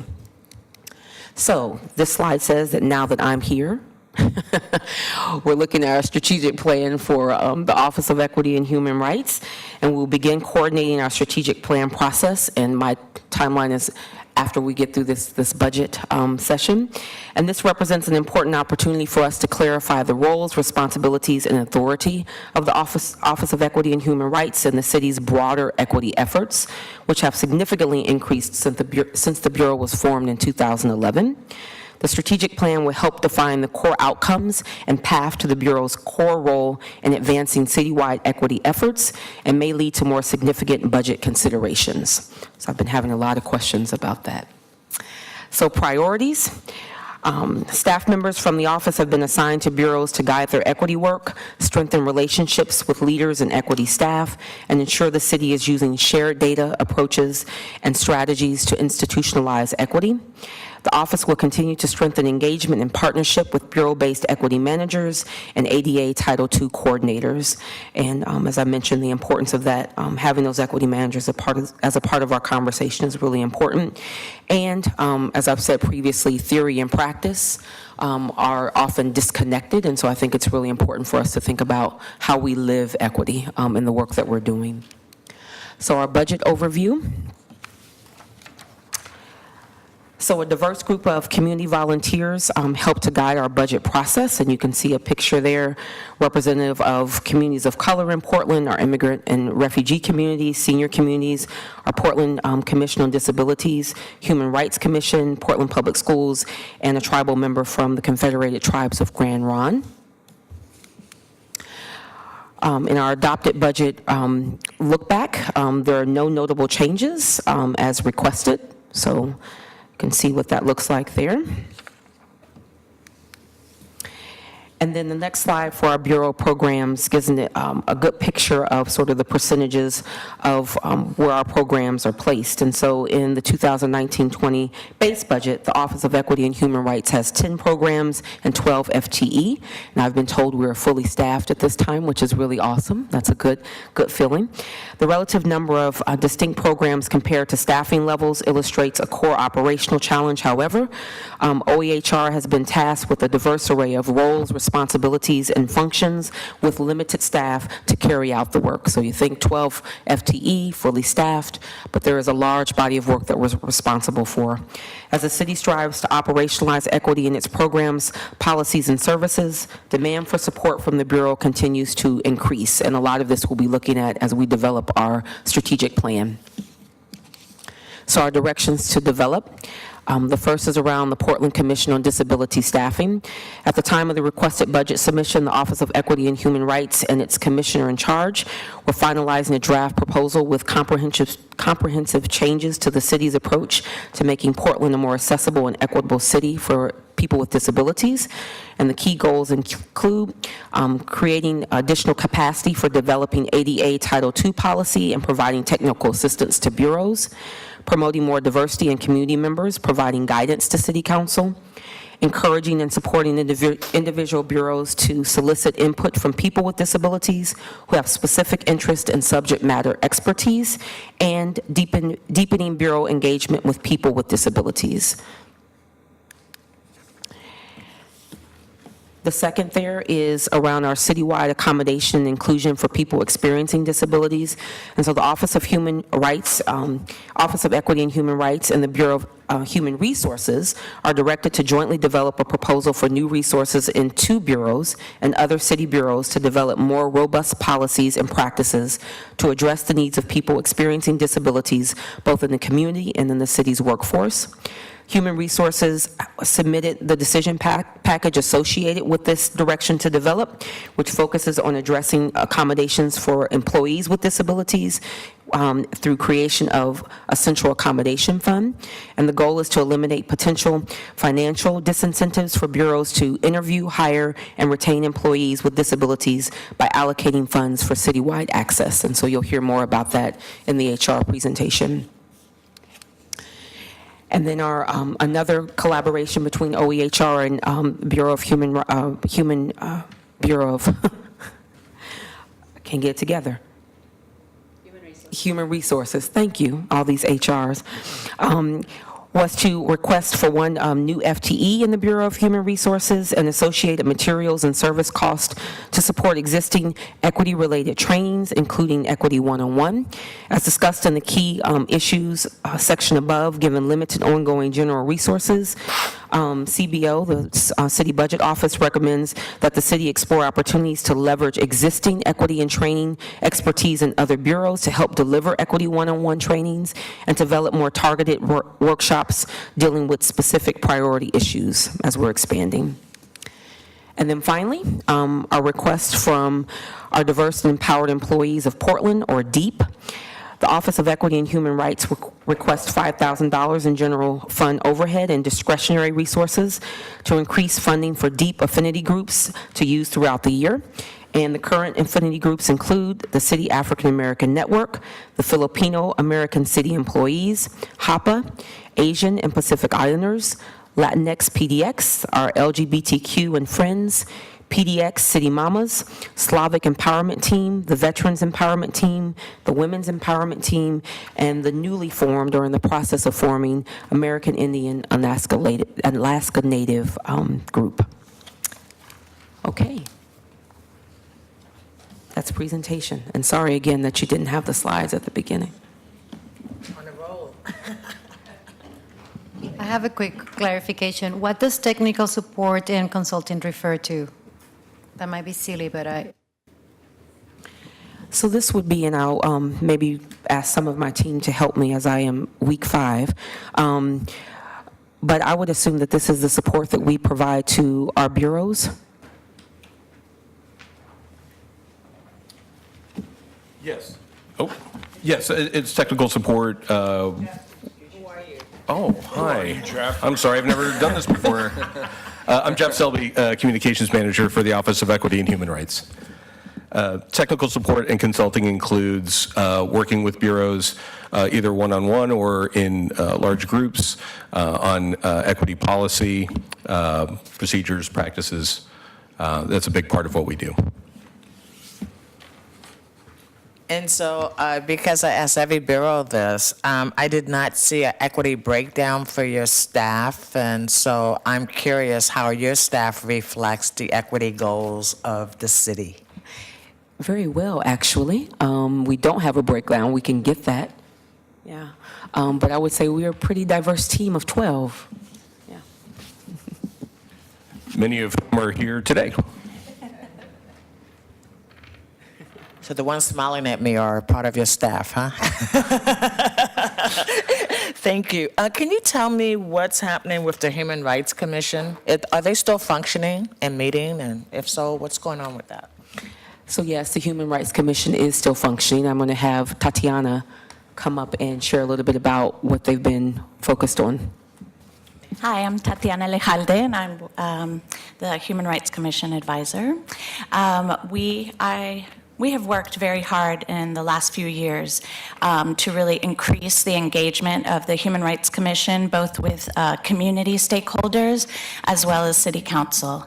And I'm really happy to say we have a very diverse group represented in our membership at this time. And they're very engaged in community. We have folks that come to give public comment. We take very seriously the community's concerns and incorporating that into policy agenda and policy analysis opportunities. And we've recently been able to go through a whole policy analysis process with Commissioner Fritz's office that resulted in the non-belief ordinance. So feeling pretty proud about it. And what are your priorities moving into the next year? Yes, the commission just voted on looking at 3 priorities at their last meeting, including taking a look at houselessness as a protected class. So an amendment to Chapter 23, the City Code, and then, I'm blanking on the, police accountability, and the third one, I'm looking at Markeisha because she was there with me. So those are 2 main areas for right now, yes. Thank you. No, that's very helpful. Thank you. Okay, thank you. Question.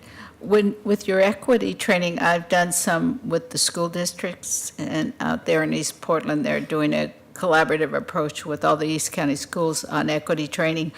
But one of the things that's come up, and I brought it up also at the Home for Everyone's coordinating board, is do you have language definition to start your training with? Because it appears everybody's definition of equity or some of these diversity is different. So I know in the Equity 101 training, and Jeff can step in, that I'm going to take it tomorrow, that there are some definitions that are explored. I know that one of the conversations that I had with the team is that we really want to make sure that we're aligned in how we're defining equity as a team and across the city. And so that's something that we'll be talking about as a part of our strategic plan. But there are definitions that live in the work that we're doing currently. One of the big reasons for Equity 101 is to set common language, shared terms among all city personnel. So we talk about the difference between equality and equity, what the difference is between or among diversity, inclusion, and equity. That equity is not just another buzzword for those completely different approaches. So it's pretty in-depth for an Equity 101 program. The other is a comment, East Portland Action Plan Civic Engagement Group, which is very diverse, has a great concern about adequate interpretation, translation, accommodations for especially our immigrant population. We did advocate to try to get it in overhead funding, which wasn't successful. I'm bringing forth a proposal, which I'm trying to get their letter out to Jessica now, about making a line item in every bureau's budget for accommodations, so it stands out versus each bureau can't tell you how much they spent on it, and it would make it a lot simpler when evaluating if there's equitable processes being done in that. That's it. Great, excellent presentation. In your first budget presentation as well. Thank you, congratulations. Thank you. Good job, everyone. Thanks to everybody who presented. Thanks to our citizen volunteers over here, our budget experts, for asking always on-point, provocative, and really good questions. Thanks to my colleagues for your patience. We are adjourned.